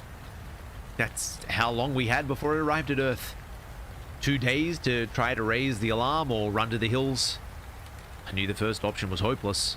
I'd probably just spend what little time was left in a jail cell. And the second was just ridiculous. I was hardly what you would call an experienced woodsman. Honestly, I struggled to survive without air conditioning and a fully stocked fridge at the best of times. Then I thought about leaving early and heading off to a bar somewhere to drown my sorrows and meet the coming horror in a blissful drunken stupor. But that didn't feel right either. I feel like abandoning my post as the enemy advanced. So I resolved to stick it out. Watch the object approach and take any opportunity that arose to help, somehow. Probably just end up as hypnotized and oblivious as my colleagues, but maybe that was for the best. So, here I am, dutifully filling out my expense report and wondering if I'll ever go home tonight. The temptation to go completely nuts and yell, "The aliens are coming!" is strong. Hell, I could even have a little fun with all of this. But at the end of the day, that's not me. Just a mild-mannered middle manager. So I'll stay here at my desk and await the inevitable. If you're reading this, then I hope you have some ingenious way of making this right, but if not, I just hope you find some meaningful way of spending the next 2 days. More meaningful than sitting in an office and pretending that everything is perfectly normal. Yeah. We'll give that kudos for the verisimilitude of the whole thing. But that was 5 days ago, so the aliens are already here, so yeah. I guess we didn't do anything. Whoops. Our bad. That was our bad. Sorry, I'm just going to quickly test something to make sure that the YouTube chat works, because we are also on YouTube. Yay! Simulcasting. Yay! I will type the booty. Will it appear? It appeared in YouTube chat, it appeared in my shared chat, and it appeared on stream. Yes, it works! Pointlessly, it works. I mean, archivally, it works. Ooh, boy. Wow. These have all been pretty long so far. Woo, I'm tired. It is, what, 8 a.m. and I am tired. Thank you and apologies to A_Vespertine with... There's a flaw in my apartment building that doesn't exist. Well, then you don't have to worry about it. It just isn't there. Story over. Next. There's a flaw in my apartment building that doesn't exist. Rest? Nah. Gotta keep going. Gotta keep burning. Not 13. That'd be too cliche. Although it doesn't have a 13th floor, but not for supernatural reasons. It just doesn't go that high. Some of the residents call it floor 3.5 or 3 3/4 to invoke a Harry Potter vibe, but both of those are far too whimsical for my tastes. I just call it the dead floor, which I know isn't any less cliche than floor 13, but it feels appropriate. The elevators in our building all use analog dials above the doors to show what floor they're on. On a rare and, as far as anyone can tell, random occasions, the needle will stop at the exact zenith of the dial where there's no number. When this happens, the elevator freezes and the door opens to a floor which physically can't be there. You can tell from looking at the outside of the building that there's no room for a second floor in the middle, and the stairwell passes right through it. The superintendent briefs all new residents on a 3.5 floor, and more people take him seriously than you might think. Occurrences like that aren't all that rare out here. Oh, it's rules! It's rules horror! We finally did it. Mark it off on your bingo board that doesn't exist. In your zombingo board, we are now suffering from rules horror. But even for those who don't take him seriously at first, the issue is regularly brought up at the tenant meetings. And there's a list of rules posted right beneath the control panel in the elevator so that we always know what to do. Though these rules are way too long to be underneath that. What is it on? Whoa, that is a lot of rules. Okay, 1. When the elevator stops at the 3.5 floor, do not push any buttons before turning off the lights at the end of the hall. Each button you press will only reduce the amount of time you have. 2. Calmly but briskly walk to the opposite end of the hall, leaving any personal effects in the elevator so as to not encumber you. 3. Do not look directly out the windows or into any mirrors. 4. Do not look into any peepholes of any apartment doors. 5. Do not approach or enter any apartment with an open door. 6. Do not respond or react to any sounds or voices coming from inside the apartments. 7. This is so many rules. If you hear something behind you, do not stop or turn around. Make your way to the opposite end of the hall, turning around only when you've heard a door shut. 8. When you reach the end of the hall, read the bulletin board and sign the form. Please make sure the pen is easily visible and accessible for the next person. 9. You know, fuck this, I'm gonna live on the first floor. Set the pendulum clock hanging on the wall to the approximate time within 3.5 minutes of the local time according to an online device. Turn the dial on the thermostat to match the actual temperature as indicated by the gauge on the bottom half. Turn the dimmer switch until the hall lights are completely out. 10. So long as there is nothing behind you, turn around and return to the elevator. Do not turn around once you are in the elevator until the doors are closed. If the ritual was completed correctly, the doors will close automatically. If the doors do not close, also do not turn around. That last sentence is pretty ominous, obviously, but I don't actually know what happens if you mess up the ritual. None of my neighbors who have completed the ritual have ever failed, and it's not really that hard to mess up. It's weird that we call it a ritual, but here we are, on Spooky Forum. The building dates back to at least the 80s, so it's possible it's been decades since anyone's failed. Not everyone in my building has walked the dead floor. and some people have walked it multiple times. I don't think it's completely random. Whatever force is behind this wants the ritual completed, so it doesn't pick people who wouldn't be capable of doing it, like the infirmed or little kids. It always picks people who are riding alone, probably because an extra body would be too tempted to wander around and mess it up. If you're keen on avoiding the ritual, you can just never take the elevator alone and take the stairs instead. I asked the superintendent once if he ever considered just declaring the elevator out of order. He said no, but the last superintendent did. I tried to take the stairs as much as I could myself, only using the elevator when I had groceries or something. Sometimes loitering in the lobby waiting for someone to come along and ride with me. But last week I got home late and I knew I'd be waiting forever for someone else to come along, so my choice was to lug up my bags 5 flights of stairs or risk the elevator alone. I risked the elevator, and I think you can guess what happened. Whoa, absolutely nothing. The story ends. It didn't catch me off guard, at least. I'd set my bags on the floor and taken out my phone, taking a photo of the rules and turning the flashlight and video camera on just in case. As soon as the elevator started rising, I'm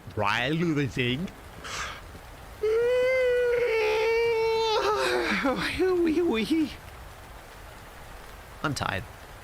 As soon as the elevator started rising, my gaze stayed locked on the needle as it slowly arced along its path upwards. My eyes went wide and my heart nearly stopped as I watched it come to an immovable stop right between floors 3 and 4. The elevator came to an abrupt stop as well, the lights flickering before settling on a dim amber glow as the door slowly creaked open, revealing floor 3.5. The only light came from the elevator and the moonlight streaming through the dingy windows on the right-hand side. Nearly everything I could see was some faded shade of blue. The carpet was worn, the paint was chipping, and when the elevator doors opened, the stagnant air rushed in like that was the first change of pressure that had happened in ages. The hallway was empty, void of any sound of plumbing or ventilation, just the subtle creaking and settling of the building itself. All the doors on the left side were shut tight, and I heard no sign of life or activity behind them. At the very end of the hall, I saw the bulletin board, the clock, the thermostat, and the light switch. It took every ounce of strength I had to resist pushing the elevator button, but I suspected that it wouldn't just be a waste of time, but actively ringing the diner bell. Oh my god. Oh my god, oh my god, oh my god, oh my god, oh my god, oh my god. We need proofreaders.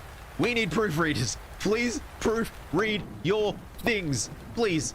This is not hard. You just read the words you wrote and you go, that doesn't seem right. Let me just fix that. For whatever was behind all of this, I looked at my phone to see not only was the light off, but that the screen was flickering with odd static and distorted text, rendering it completely unusable. Unusable. It's pretty unusual as well. I cursed softly and shoved it in my pocket, clenching my trembling fists as I desperately tried to summon the will to leave the elevator. I knew that every second that passed was a second wasted, so I forced one foot onto the carpet, and then the other, which is how you walk. Despite how worn it looked, it was oddly soft and sound-absorbent, like it was engulfing my feet ever so slightly. Once I was out, the only thing left to do was get it over with. So I marched forward as quickly as I dared, trying desperately not to make any noise that might alert anyone to my presence, despite the fact that I said that the carpet itself was sound-absorbent. But I forgot that because I'm really scared because it's spooky. The first rule I broke was looking out the windows. The windows were foggy with old moisture trapped between the panes, obscuring whatever lay beyond. I could make out the silhouettes of tall and strangely gothic-looking buildings. I caught a few dull amber embers either inside the buildings or on outdoor lanterns, but otherwise everything looked fairly dim and lifeless. It was windy outside, windy enough to rattle the window panes, and I was suddenly very concerned that they might shatter. I didn't understand why at first, as it took a moment for my conscious mind to register the dark and amorphous form slowly making its way along them. I perceived it to be some manner of vaguely mollusk-like creature, limblessly clinging to the outside of the building with its flat and sticky underside.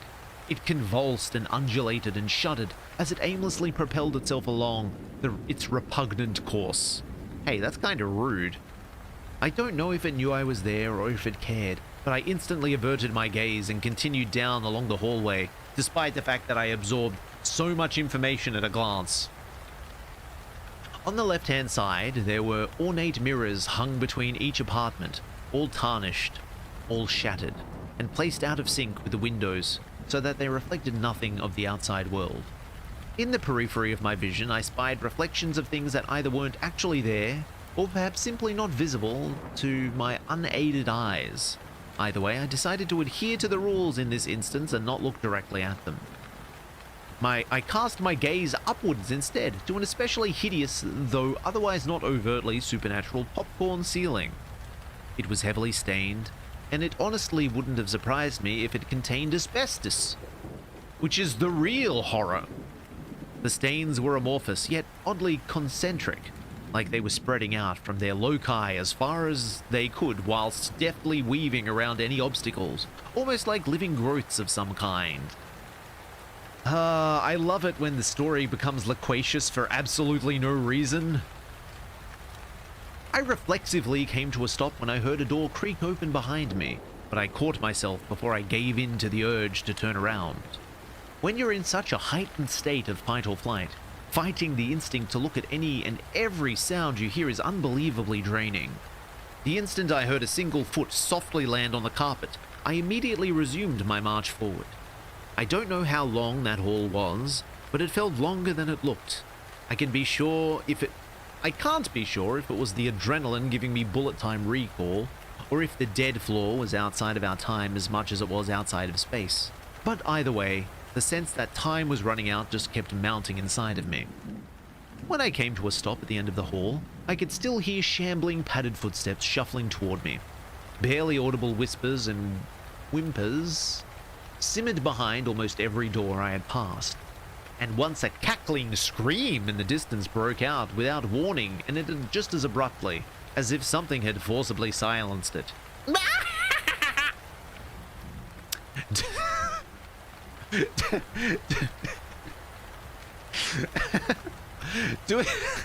Doing my best to ignore all of it, I focused my attention on the note pinned to the bulletin board.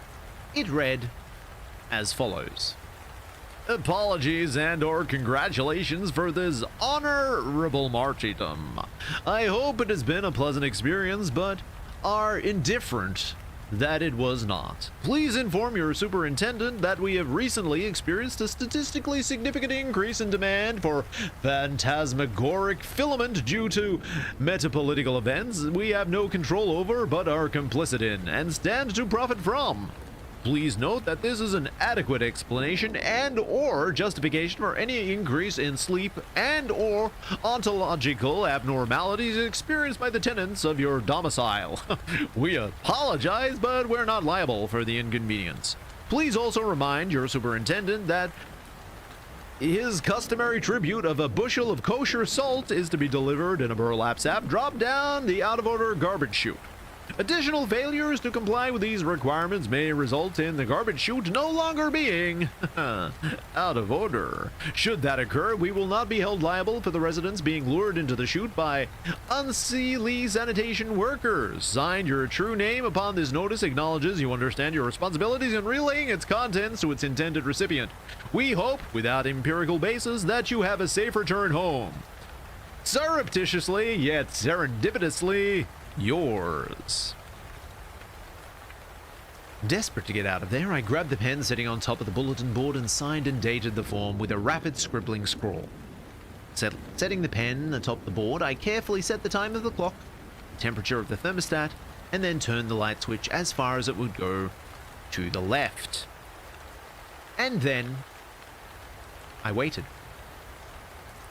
I had never heard the being behind me go back into its room, and I could still sense its presence as it silently stood there staring at the back of my neck. I wasn't sure how close it was, only that it was too close. After standing there for nearly a minute, wondering if I hadn't done something or done something wrong, Okay, I see what you mean to do there. I finally heard it shuffle off, followed by the soft creaking of door hinges and a gentle thud as it snapped shut. With a sharp exhale, I turned around as quickly as I dared to make sure the closed, everybody. Let's hear it for the closed. The coast was clear. It was hard to confirm that for sure, since with the hall lights off, the light from the elevator made everything outside of its direct illumination an impenetrable shadow, but I wasn't willing to waste any more time. Damn, I passed for 10 minutes and I have to watch a new set of ads. I'm so sorry. That's terrible. I hate ads. I mean, they keep the lights on, but... Ooh, curse you, ads! It was hard to confirm that for sure, since with the hall lights off, the light from the elevator made everything outside. I already read that. I bolted straight to the elevator, covering the distance in what felt like a tenth of the time it had taken me to walk out. Once I was inside, I stood perfectly still, refusing to turn around, and waited for the doors to close. When they didn't shut immediately, I started counting. 1 1,000, 2 1,000, 3 1,000. At the count of 3.5, I heard the door start to slide shut. It's weird that it knew to do that. I would have stayed perfectly still until they had closed completely, like I was supposed to, if someone hadn't grabbed hold of one of them and held them open. Wow, we just keep breaking the rules, don't we? I instantly spun around and saw a tall man in a shabby brown suit standing there, his face an indistinct blur that was impossible to focus on. I backed up against the wall for all the good that would do me, but otherwise went rigid with fear. I didn't scream. I didn't attack or run. I just stared at him wide-eyed as I waited for him to make his move. For his part, he made no hostile gesture or sounds, nor any attempt to step into the elevator. In the hand that wasn't holding the elevator door, he held up a thick and hefty manila envelope. He silently tilted his head toward it and lingered on it for a moment before looking toward me. Okay. Sincerest apologies for the breach of protocol, kindly Kinder, but as the refuse chute is out of order, I'm afraid I must entrust you with delivering this to your superintendent post-haste, he said as neutrally as he could, in his distorted, staticky voice. I didn't know it was that. You could have told me that earlier. He stood there in perfect silence and stillness as if he was expecting me to react. When I slowly started to reach out for the envelope, he unceremoniously tossed it into the elevator floor, where it tossed it to. Why would he toss it into? That doesn't make any sense. Where it landed with a horrific thud. Your discretion is appreciated and contractually required, he said, stepping back slightly and allowing the elevator doors to close. Please do not decline the elevator again. It's if proffered. Should we have need of your services again, it would be most awkward encounter if we met upon the stairs. Struggling to sleep yet? No. What are you talking about? This isn't 1 a.m. It's the morning. I can sleep in the morning. I can't sleep at frickin' 1 a.m., man, not to save my life. The elevator ascended as soon as the door was shut, and it arrived at my floor like nothing was amiss. The next morning, I handed the envelope over to the superintendent without needing to explain what it was.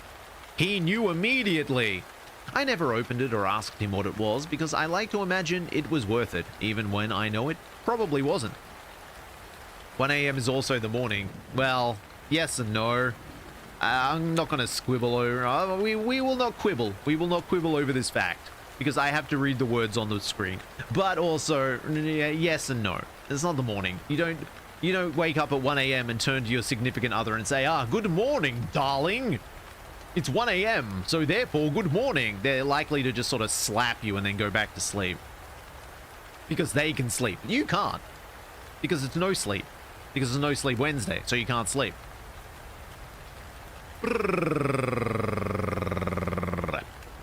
You'd think all of that would have been enough to get me to swear off the elevator for good. And it very nearly would have been, had it not been for the strange man's parting words.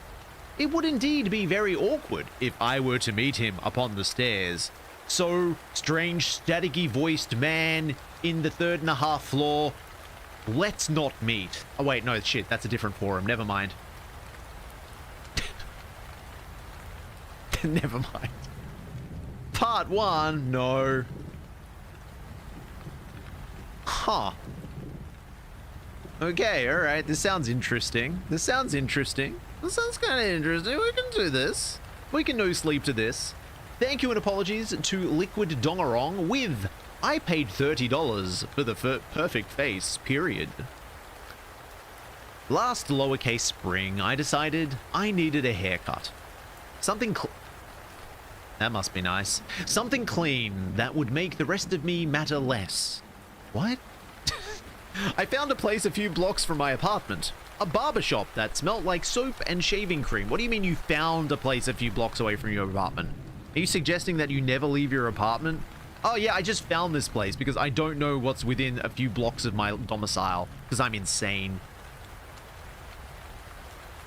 No fancy shampoos nor offerings for a subscription model, merely a couple of black chairs, as well as a bald man who looked like he'd been cutting hair since the day I was born. I sat down and told him what I wanted, just a little off the top. He nodded and worked in silence. My hair looked better, sharper. For a moment I felt like a slightly different person from the neck up.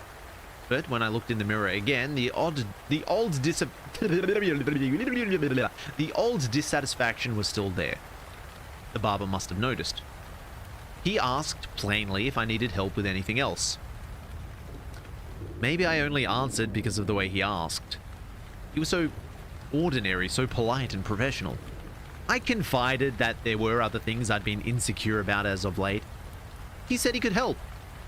I told him I wasn't interested in plastic surgery. He said it wasn't surgery, just a little off the top. I asked what he meant. He said it would be simple. A cut. Uh-oh. Dude's just gonna kill you. See, he's got a pie shop next door as well. You really should have been paying attention.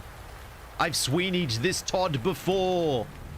He took the shears and, with no ceremony, removed a thin ridge of flesh from the side of my face.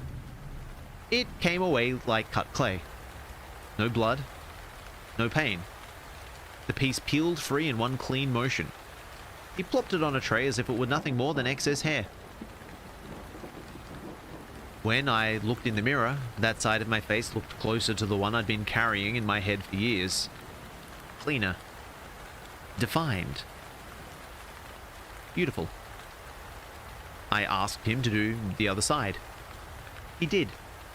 I asked him to take the soft places from my stomach. He did.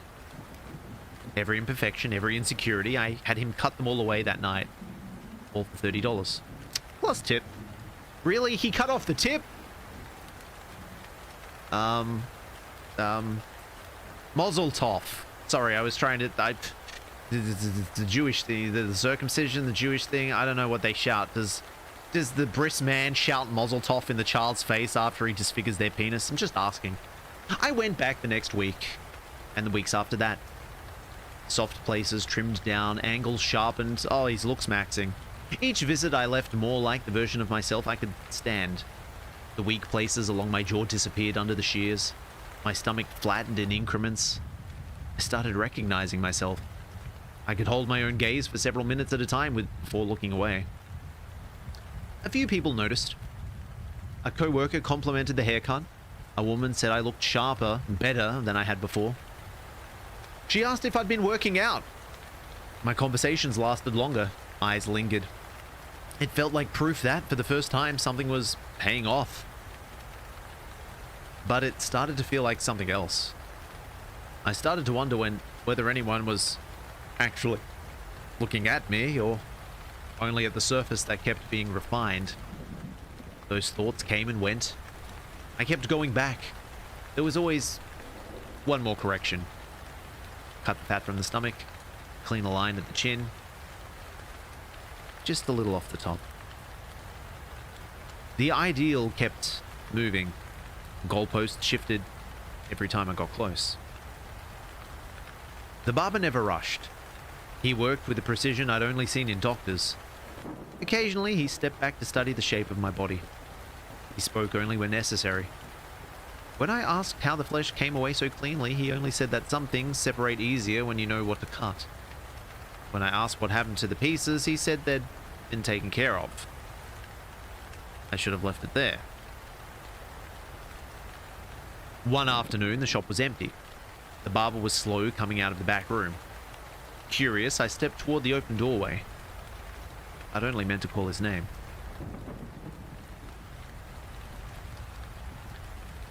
The room held every piece that had been taken from me, arranged into a fleshy mass. Formless, folded in on itself, stacked and pressed into heaps that took up most of the far corner. Some sections still held older contours. The curve that used to sit above my hips, the thickness under my jaw, the slack on my arms. The mass shifted, breathed. It had no face, yet I knew it could see me. I stood longer than I should have. The barber appeared behind me. He asked in the same mild tone if I'd been satisfied. I didn't know how to answer. That night I left and I didn't go back for a while. The changes held for a time. I still felt the relief of the cleaner lines when I caught myself in the mirror. Then they started slipping. My chin softened first. My jaw followed gradually. I almost talked myself out of noticing. One morning, the angle wasn't so sharp. The next day, the skin was looser, warmer, almost melting. The trim around my stomach began to fill again, as though my body was trying its best to restore itself, trying to put the pieces back. It itched. The surface underneath did not feel like healing skin. It felt harder, like something malignant spreading faster each night. I could feel it settling, resettling, searching for every shape that no longer belonged.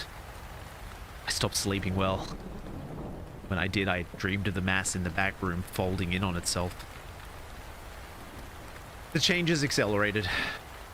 My face began to blur again, my muscles waned and sagged. Something inside me no longer felt like my own tissue. Denser in places, grainy in others, coalescing into something uncomfortable and barbed. It lasted for weeks, and it kept getting worse. My body, my face, the perfect face I'd almost had, grew more malformed, more unbearable every day. The only way to keep what I wanted was to let him cut again. They said the thing! I went back on a random Tuesday. The shop was quiet. The barber looked up at me from his chair. He didn't ask where I'd been. He only nodded toward the empty sheet. Seat! Why would it be sheet? I sat down. He worked with the same careful attention as before. The shears took away thin layers. Each piece peeled free without mess. The face in the mirror was closer again to the one I'd been chasing. That familiar relief settled over my shoulders. Underneath it, something colder stirred. Before I left, I asked about the mass in the back room. He wiped the shears on a cloth and said it was still there, waiting. He asked if I thought I would be finished soon. Again, I didn't answer. I've gone back 4 times since then. The intervals between the mutations are getting shorter. The body tries harder every time to reclaim what was taken. The itching starts sooner, the shifting grows more insistent. I can feel each place wanting to soften back into its old shape, pressing upward, trying to remember exactly where it belongs. This is just someone venting about their dysphoria. Yeah, I mean, yeah, pretty much.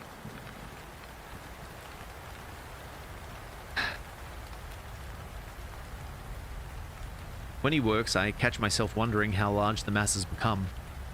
Whether it holds any recognizable shape anymore, or whether those details have been buried under mounds of flesh. I haven't looked again. I don't know if I could stand it. I'm closer to the face I've always wanted.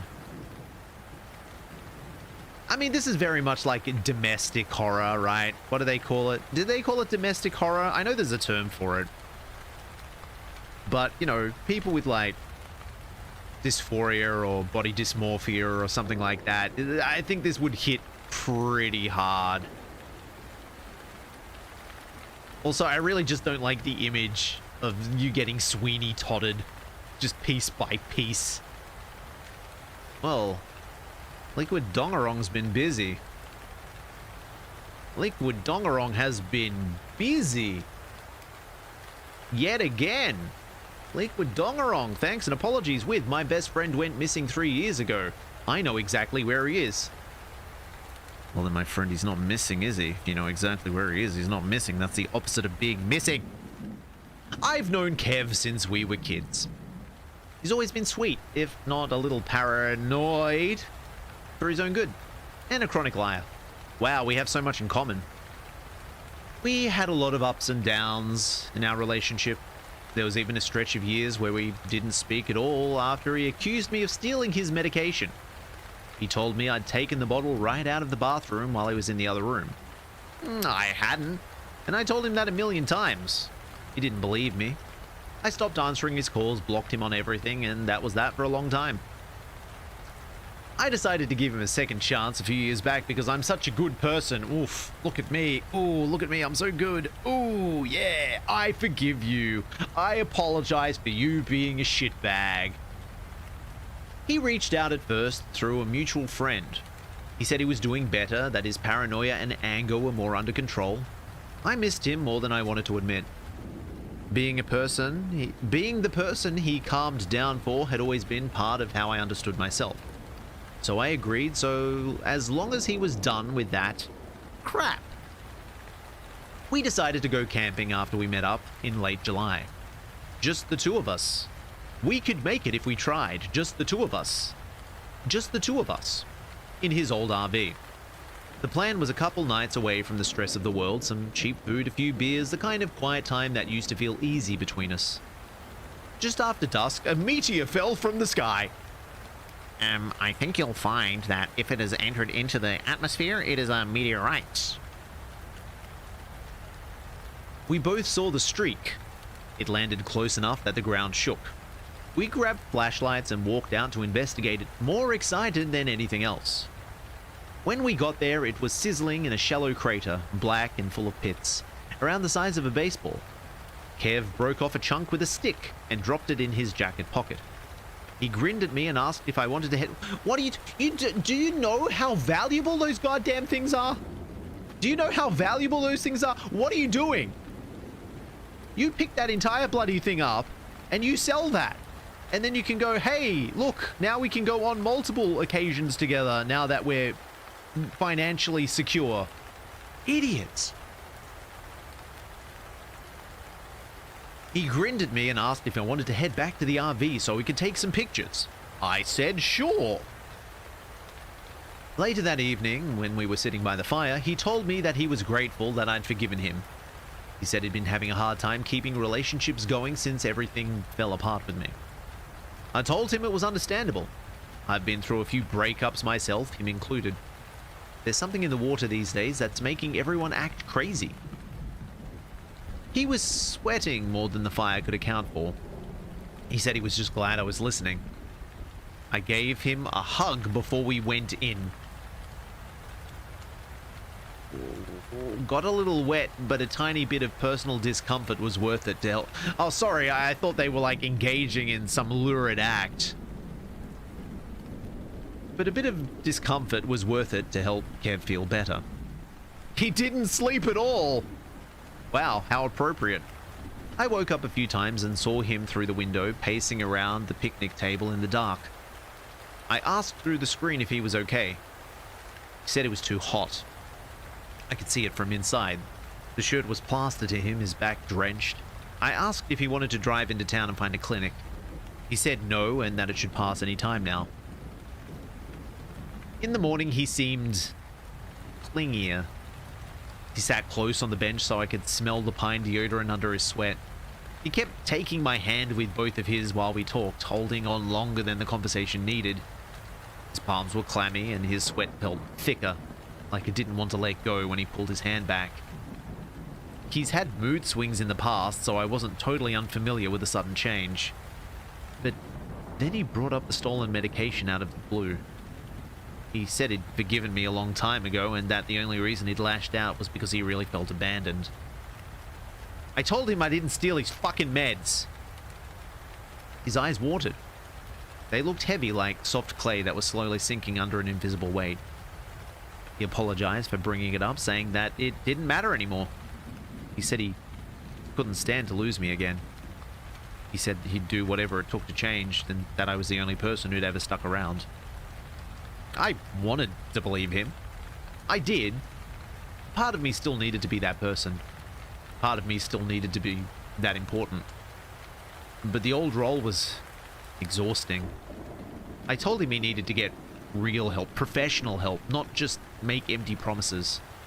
He said he'd been trying for years and nothing stuck. I told him he needed to put in the work first. He said nobody seemed willing to change for him. I didn't engage with him much after that. I knew it would only encourage his spiral of self-loathing. By mid-morning, his clothes were soaked through.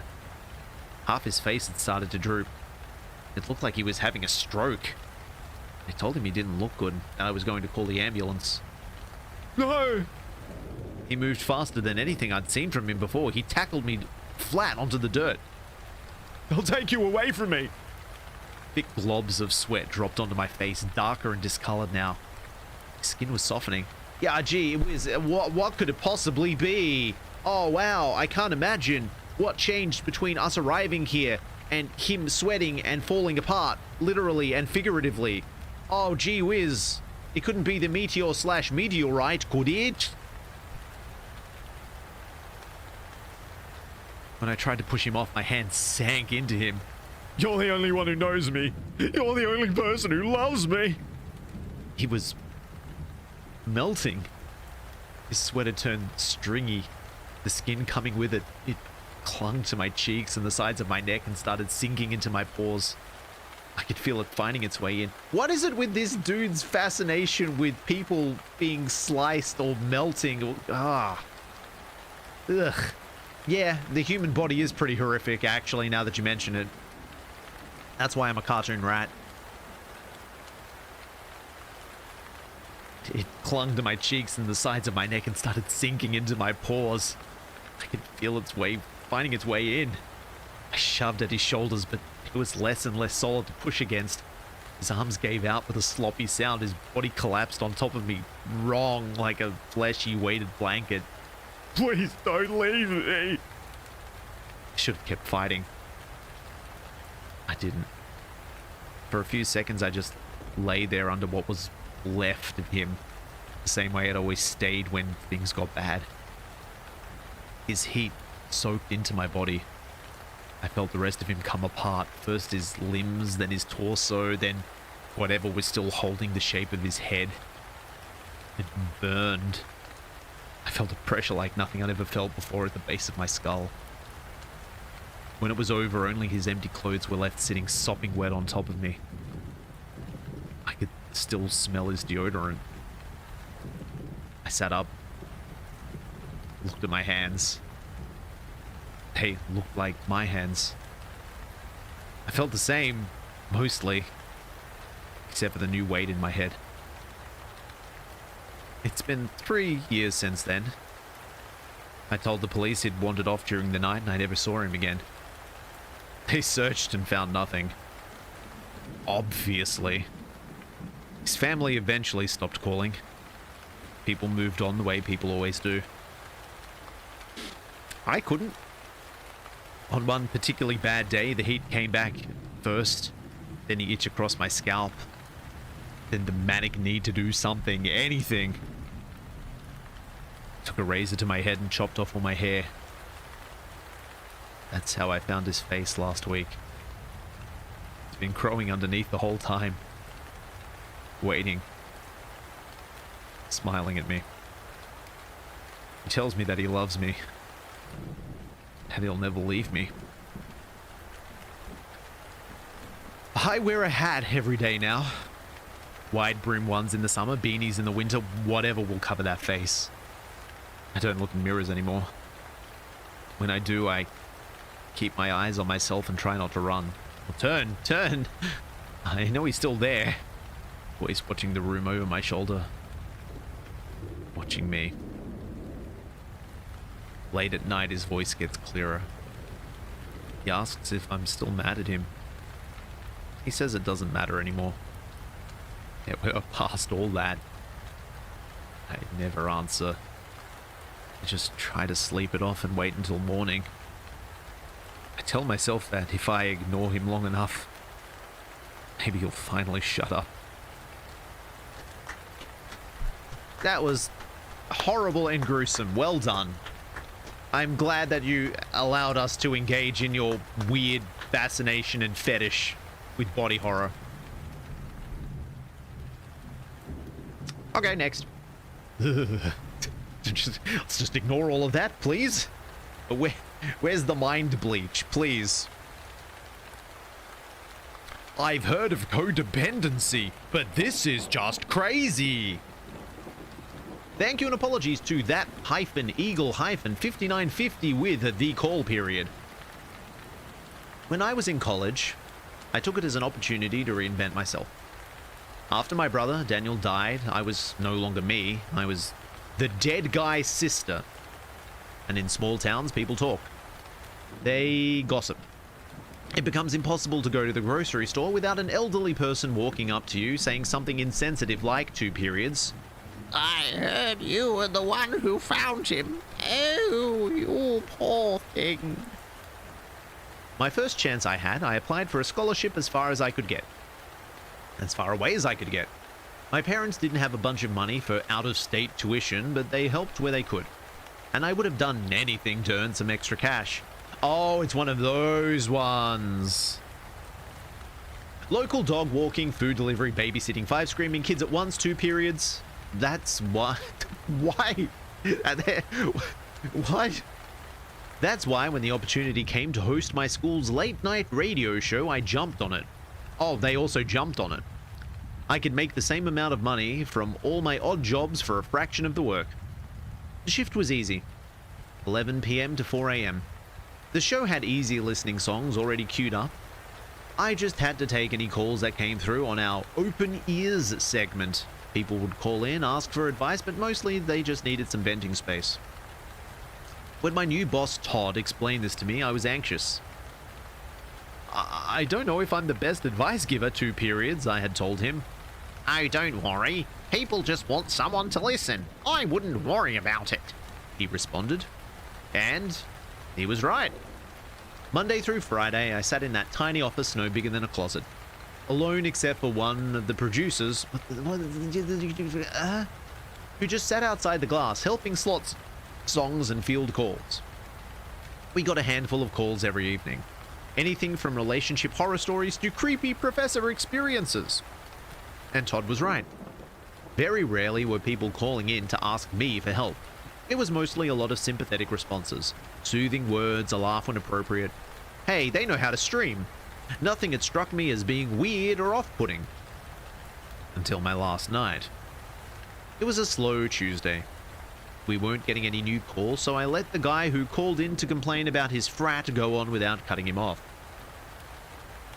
He was in the middle of complaining about early meeting times when, thankfully, the light to signal, a new call started flashing.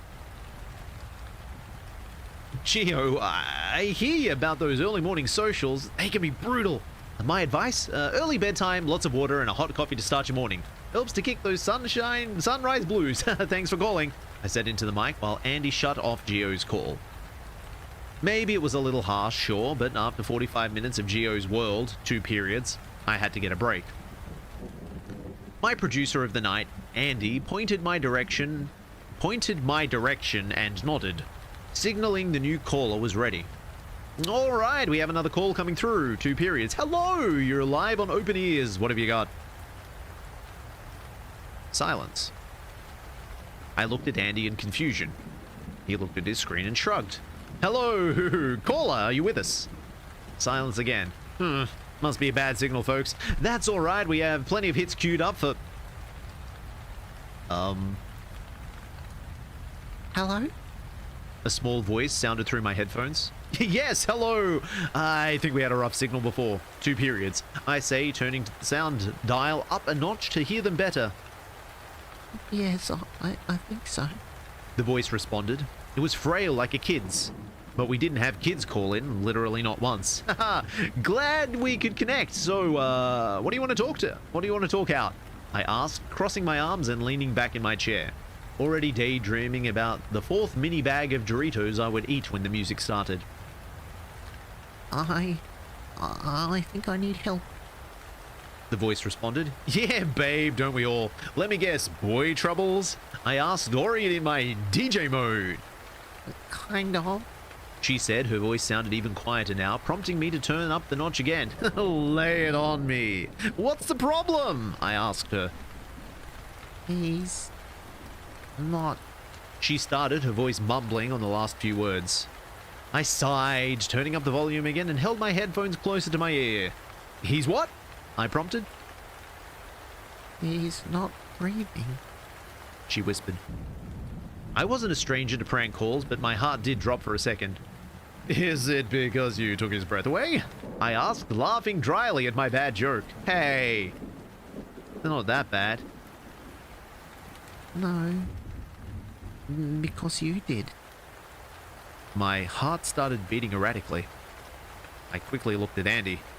He had his headphones around his neck while he chatted cheerily on the phone. I knew I was on my own.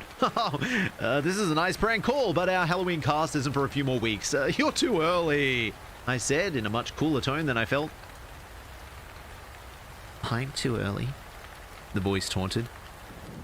Or is it that you were too late? I tried waving my arm to get Andy's attention, but he wasn't paying attention to me. Todd was insistent that we never disconnect and engage. Disconnect and engage the call. And I could see the listener count going up as the call went on, so I decided to suck it up, hang on a bit longer to make my boss happy. I sighed heavily into the mic, rubbing my eyes with the back of my hands. Okay, enlighten me, caller. What was I too late for? I asked in a monotone voice. I heard a gurgled whisper. Exasperated, I flipped the volume to the loudest it could go, clutching the headphone to my ear. Caller, what was I too late to? The small voice screamed into my ears. Daniel! The shock of volume had me yelp in surprise, twisting the notch down as the frequencies began vibrating my ears with the most horrible sounds I've ever heard. The voice started screaming into the headphones, high-pitched and painful, never-ending. I took off my shoe and threw it at the window, finally getting Andy's attention and gesturing at the setup for him to get it together. Once I could tell the screaming had stopped, I put the headphones back on one ear, expecting to hear silence from the disconnected call, but instead listening to soft sobbing. I muted my microphone and slammed the headphones onto the desk. I then stood quickly and crossed to the glass partition. Why is she still there? I demanded. I could see Andy's brow furrowed from behind the screen. It's not letting me disconnect. Give me a minute, he gruffed. Just try to calm her down. Listeners are going crazy right now anyway. I looked back at the headphones on the desk, staring at them like they were a snake that was going to bite me. How did this person know about Daniel? I hadn't told anyone about him. About the night I lost him. What kind of sick joke was this? I should have walked out. Stormed out. Left Andy to deal with it. But I didn't want to lose the coveted position funding my textbooks. I numbly walked back to the desk, slid the headphones on. The crying was continuing. Caller, do you need us to call someone for you? I asked, as indifferent as I could sound. The crying continued, then, slowly, the sobs turned into gasping. The gasping to laughing, the laughing to squealing. No, but I can call someone for you! I heard a dial tone, then 3 numbers pressed. Ringing began. I'd hoped the call had hung up. Ring. Ring. 911, what's your emergency? Hello? Hello? Please, I need help. He's not breathing. Oh my god. Ma'am, where are you located? My brother. I think my brother is hurt. Oh my god, no. My hands began to shake as I listened to the 911 call I made 5 years ago when I discovered Daniel in his room. I began to scream incoherent sentences to Andy, demanding for him to turn off the call. Please, please hurry, please. Daniel, please, please hang on, please don't leave me, please. Daniel! I listened to myself cry, scream. It's like I could feel the tears on my face again. The feeling paralyzing me into place. It was then I realized that the crying from earlier was also my own sobs from that night. Screaming for my big brother's life, it was echoed back into my own ears. Closed my eyes. I could faintly hear Andy in the other room ripping cords out of things in a panic, but I felt like I was floating. What do you want? I whispered so quietly I wasn't sure anyone heard me. The 911 recording stopped immediately. For a long beat, only silence. And then, 2 periods. I want you to never forget the blood. The phone line clicked, and then a dial tone filled my ears. Andy ripped the headphones off my head, out of breath for the last 90 seconds of chaos. What the hell was that? Todd is blowing me up like crazy. Did you put someone up to that? That was insane. We had 2,000 listeners just now. If we could make this a weekly segment, I know you would get a bonus. For the first time ever, they use a real ellipses. I could hear Andy talking, but nothing was connecting. Like a light had been turned to dim in my head. What was that number? I asked, interrupting Andy. I can pull it. 1 sec, he said, turning to his wireless laptop in the show and pulled up. I waited for what felt like eons, counting my still erratic heartbeats while I waited. It had to be an awful joke from someone I knew back home. It had to be. Well, I mean, it's you. It's you, you idiot. You rang yourself. You from the past rang you from the present. It's like, you can't escape from this. Daniel's dead, and I guess you can't escape from it. Did you do it? I don't know. Maybe. It had to be an awful joke from someone I knew back home. It had to be. Ah, here it is. Look familiar? Andy said, turning the screen toward me. And once I saw the 10 digits, it did. Because it was one of the first numbers I'd ever memorized. And to a phone that didn't exist anymore, with a line that had been cut a month after Daniel left us. Are you okay? Andy asked me. I stared blankly at the screen before placing my keycard on the desk slowly. Tell Todd I quit, I said before walking out the office. Andy called after me, but I didn't stop. I couldn't. My walking turned into a sprint and I ran until I hit my apartment door, crying the whole time home. I never found out who made that call. They got what they wanted. I would never forget the blood.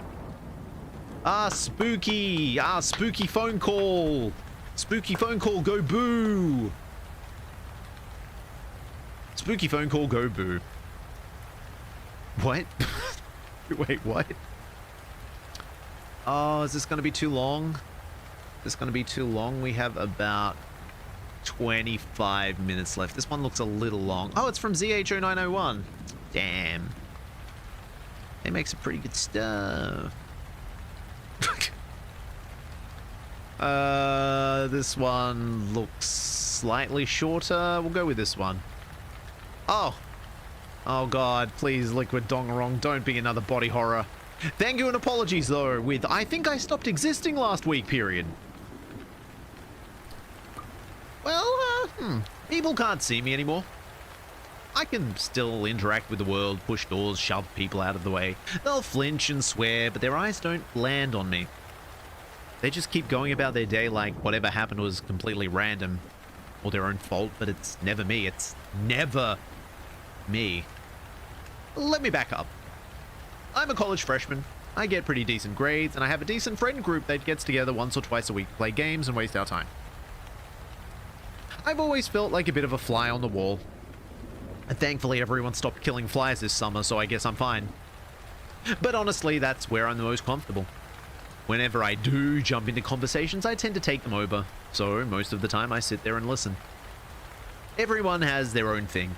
Jeff is a quarterback on the football team, Sam's learning accounting, Josh is a film buff, me, I'm usually just there, a pretty face among the group of guys. Still haven't figured out my major. About a week and a half ago, we were doing our usual weekly gaming sesh. I stepped outside for a smoke. The wind was bad that night and I couldn't get my lighter to work. An unassuming man in a corduroy suit walked up to me from the dark and offered to help. I didn't register him until he held out his lighter. One of the professors, I think. I'd seen him putzing around the campus before, a frizzy head of hair, a delicate voice. We talked for a few minutes. He asked how I was doing, why I was out here in the cold instead of with my friends. Pointed at my cigarette. He laughed and shook his head, asking me if I felt valuable to those people. It was a weird question. Somewhat forward, but his voice was warm and he genuinely seemed like he was trying to help. Told him the truth. That I felt more like an accessory than anything else. That I've always felt average. Now everyone else has their lane and I'm still looking for mine. He got a strange look in his eyes. Sympathy, maybe, but there was something else in his suddenly dilated pupils. So you can see me? He asked. Yeah, I can see you. He chuckled beneath his breath, starting to walk away. We're kindred spirits, you and me. If you need anybody to talk to, come by my office. 337 in Armstrong. Odd request, but whatever, I thought. I finished my cigarette and went back inside.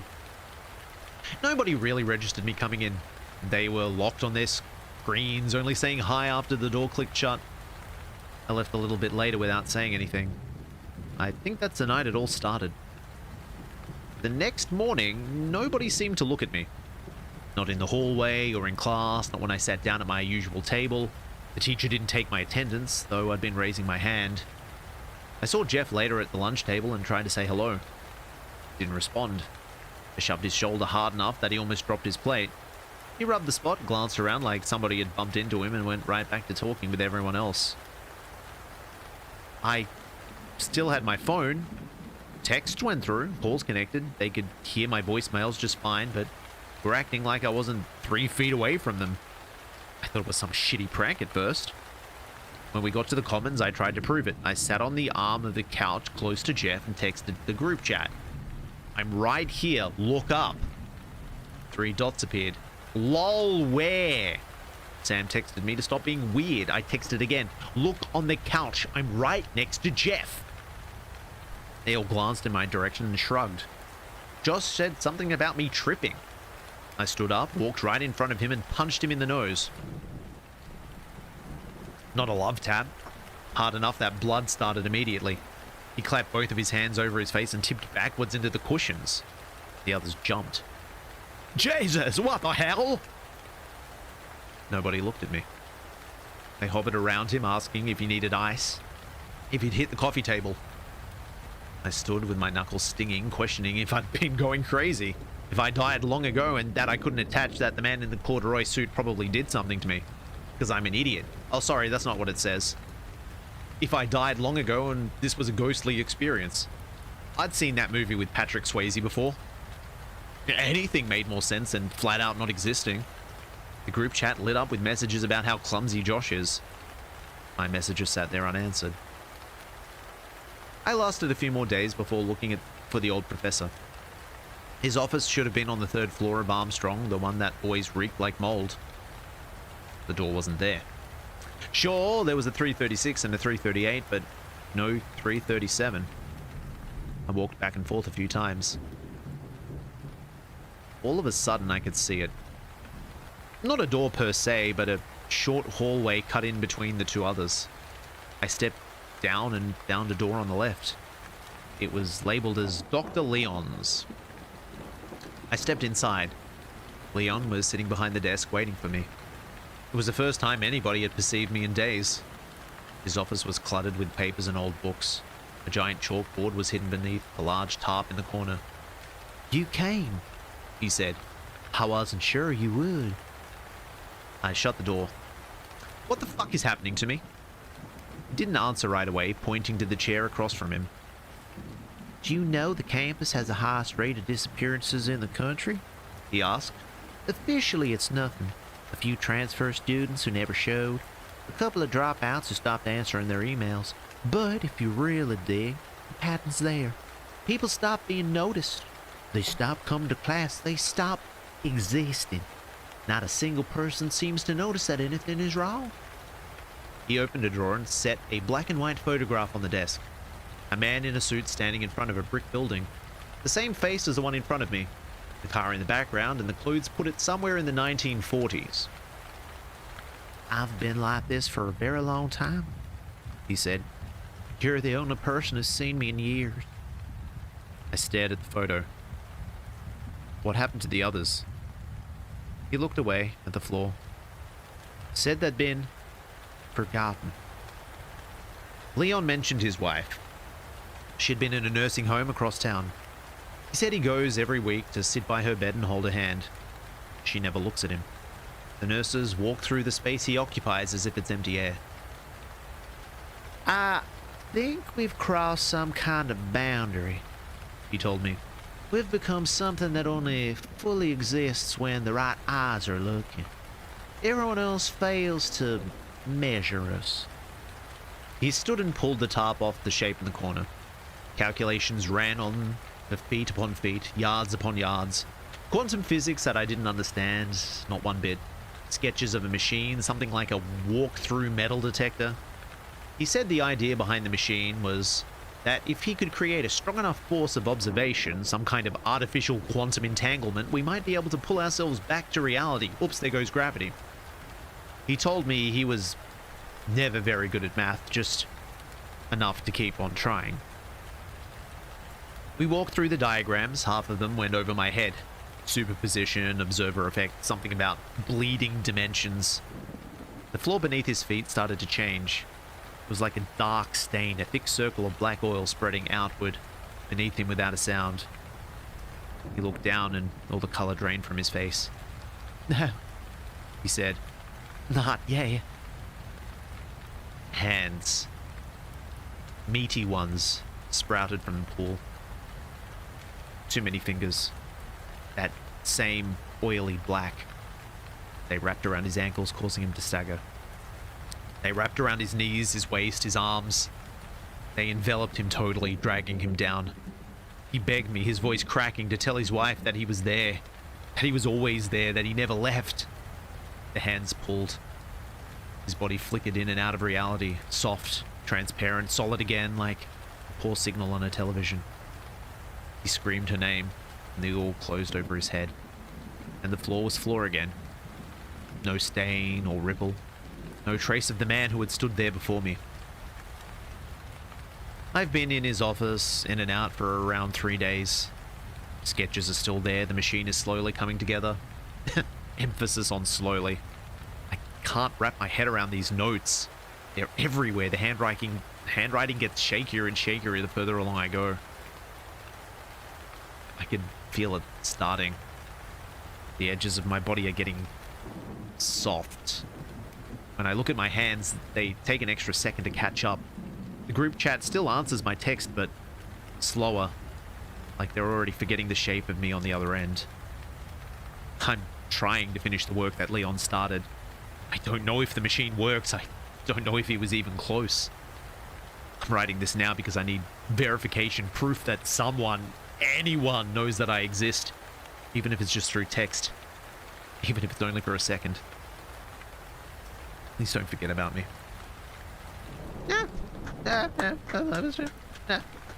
All the lonely people, where do they all come from? Do you think there's a short one? I think there's like a really short... This one seems pretty short. Let's do this one.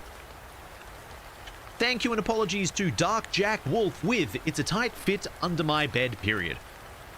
Well, maybe you should lose some weight. Go to that barber. He cuts off pieces of you. You don't need them anymore. He puts them in the corner.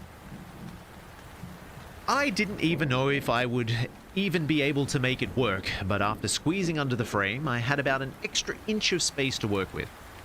I wasn't sure where else to go when they started banging on my front door. There aren't exactly a lot of hiding places in my house. I mean, hiding places can't just be discovered by opening a door such as a closet. I suppose I could have run out my back door, but I didn't know if they had the house surrounded or not. I was only under the bed for maybe a minute when I heard the loud crack of my front door being breached. I acted so fast that I failed to bring my phone with me. So much for calling 911. Maybe if I stayed perfectly quiet, they would be convinced that no one was home and just leave. I hadn't heard a whole lot since the initial break-in. They were fairly quiet and must have been using their eyes to look around. Just their eyes to look around. They must have been using their eyes for some kind of ocular action. I didn't hear the sounds of my house being ransacked or anything. I think they were just walking around observing their surroundings. Finally, I heard this faint sound of a pant leg sweeping across each other as they walked down the hallway. Subtle squeaks as their shoes rolled across the tiled floor. Then, I saw the first boot cross into my vision as they walked past my doorway. I couldn't see much except for two legs draped in denim, their feet protected by cowboy boots. They turned to face my room. I covered my mouth and held my breath just as they walked in. They stood there for a moment that felt like an hour, but was probably less than a minute. Daniel! That was my name, being spoken by my father's voice. Couldn't have been my father, though, for several reasons. The first being that my father was rather heavy-set, while the legs I was looking at were toothpicks. The second being that my father's style of dress was very different. Daniel, why don't you come out? I have something important to talk to you about. Oh, sorry. There was something off about his voice. It was completely void of emotion, which is really fun to do when you're voice acting. It was almost inhuman. What is this thing using my father's voice, and what does it want with me? I turned and walked out the room. Daniel! That sounded exactly the same as it did when he first called my name. Almost like it was a recording being repeated. Daniel, come on out now! I heard it say as it continued exploring my house. If I just stay here and don't move, it will eventually leave. I heard it wander around my house calling out my name. Does it know I'm here? Or does it just know this is where I live? I didn't tell the truth there I lied there under my bed for a very long time, listening to it continue to mimic my father's voice and explore each room. It would occasionally come back into my room, call out my name, and leave. I didn't hear it for quite some time after it left my room the last time. Maybe it left, maybe it's over. I'll just wait here a little longer though, just in case, and good thing I did. Not long after, a pair of exposed legs appeared in my doorframe. A flowery dress draped down just below the knees, with a pair of high heels upon the feet. Daniel! It was said exactly the same way, but pitched up to sound like my mother. Never mind. Daniel, honey, can I talk to you? My mother doesn't talk like that. She hadn't called me honey since I was a kid. She doesn't really wear dresses often, and I don't think I've ever seen her wear high heels. She turned and began to leave the room, continuing to call out my name. Daniel, sweetie, why don't you come out? I never heard my father's voice after that, just the sound of my mother's. She would now do the exact same thing as the other voice, wandering around my house, calling out my name. After some time, she would go quiet. What now? A new pair of legs appeared in my doorway. The person was short. I could see the entirety of their legs as well as the lowest portion of their torso. They were wearing jeans as well and a pair of Velcro tennis shoes. Daniel! This time it was my brother's voice, but not my 36-year-old brother, but his voice from when he was like 10. Hey Daniel! Mom and Dad want to talk to you! It had that same monotone voice that I'm not doing because that's not fun. No emotion, no nothing. It wasn't human. It then turned around and quit. It left. How long do I have to endure this? How many voices was it going to put on just so that it can coax me out of my hiding spot? Just then, the first figure appeared back in the doorway. The one in the cowboy boots and jeans. Okay, Daniel. It's time to stop playing games and come out. It was my father's voice once again. With those words, you would think there would be some sort of frustration, emotion coming through. There wasn't. It was still the same cold, monotone voice as always.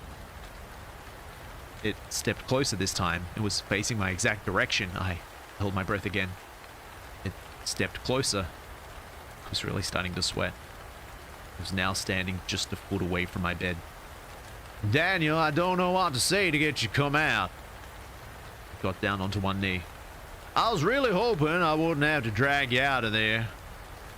I saw it wrap its hand around the bottom of my bed frame. Daniel, please. Its hair hung below the frame as it continued to lower itself. I tried backing up as far as I could to the other side. I saw the corner of its forehead, and then its eye. Bright white sclera with a pinpoint pupil, and a yellow iris not much bigger than that surrounding it. I was frozen in complete fear. I was absolutely sure I was about to die. Police! I heard someone yell from my front door. The thing immediately stood up and ran out of the room. Freeze! Don't move! I heard the glass shattering. Stop! I came to find out later that they ran straight through my backsliding glass door. The police chased them out, but never found them. Turns out that my neighbor called the police when they heard someone obviously breaking into my house. I bought them an expensive bottle of liquor and cooked them dinner. I never found out just what happened that night, but I don't know if I would ever want to know. I'm just glad that it's over. They're talking about the stream, guys. They're talking about the stream being over. That's crazy. How did they know? How did they know that the stream was over? That's insane. That's cuckoo bananas, as they say. Okay.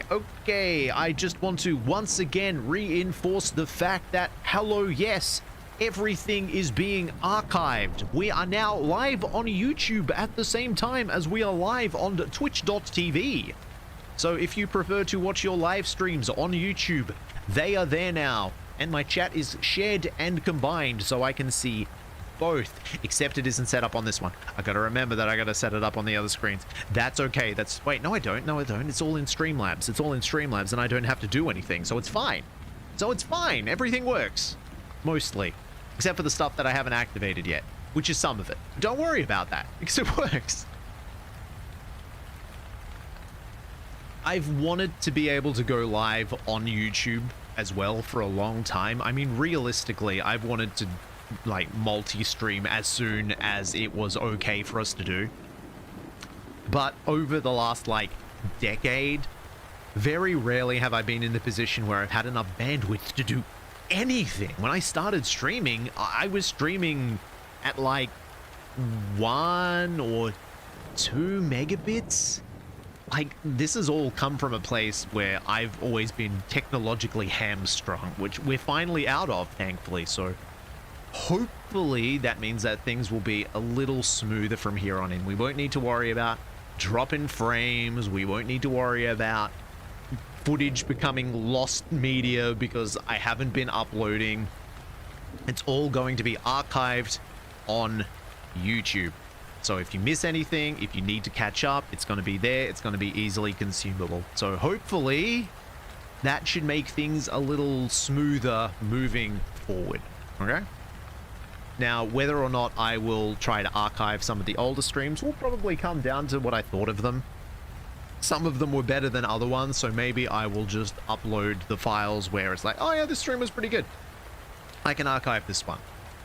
Or maybe I can edit it down and then it will be slightly more consumable to the usual trash that I pump out. But you know, I'm a cartoon rat. It's supposed to be trash, right? In any event, hopefully you enjoyed that. Once again, we always get a kick out of not sleeping because, you know, insomnia's just in fashion. It's in vogue.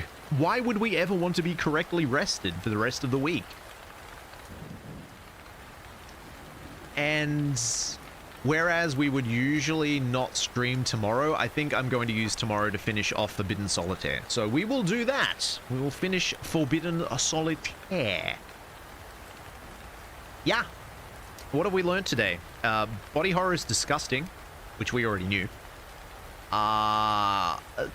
Apparently, amateur astronomers don't exist. They're all dead. They probably died from, like, eye cancer. Just too much staring at lights. Millions of years old. What else? Not much. I don't think we've learned much. Oh, yeah.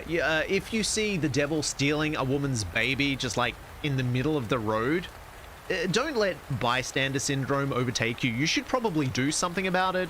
So maybe, like, I don't know, carry around some crucifixes or maybe some holy water. Having a flagon of holy water on your side just seems to be sensible, considering how many, like, kooky creatures are out there. I'm sure even an alien probably doesn't want to get wet, so you can throw it at an alien. Yeah, okay, so there you go. Life hack. Bring some holy water. Go to your local church. If the Catholic priest hasn't been arrested, get him to bless your water and just lob it at people. You know, aliens, Bigfoots, Wendigos, people who look at you weird. And just remember that if you get a black square in your sight and it tells you that you shouldn't do something monstrous, that's just a suggestion. It's really just a suggestion. You don't have to listen to it. It's fine.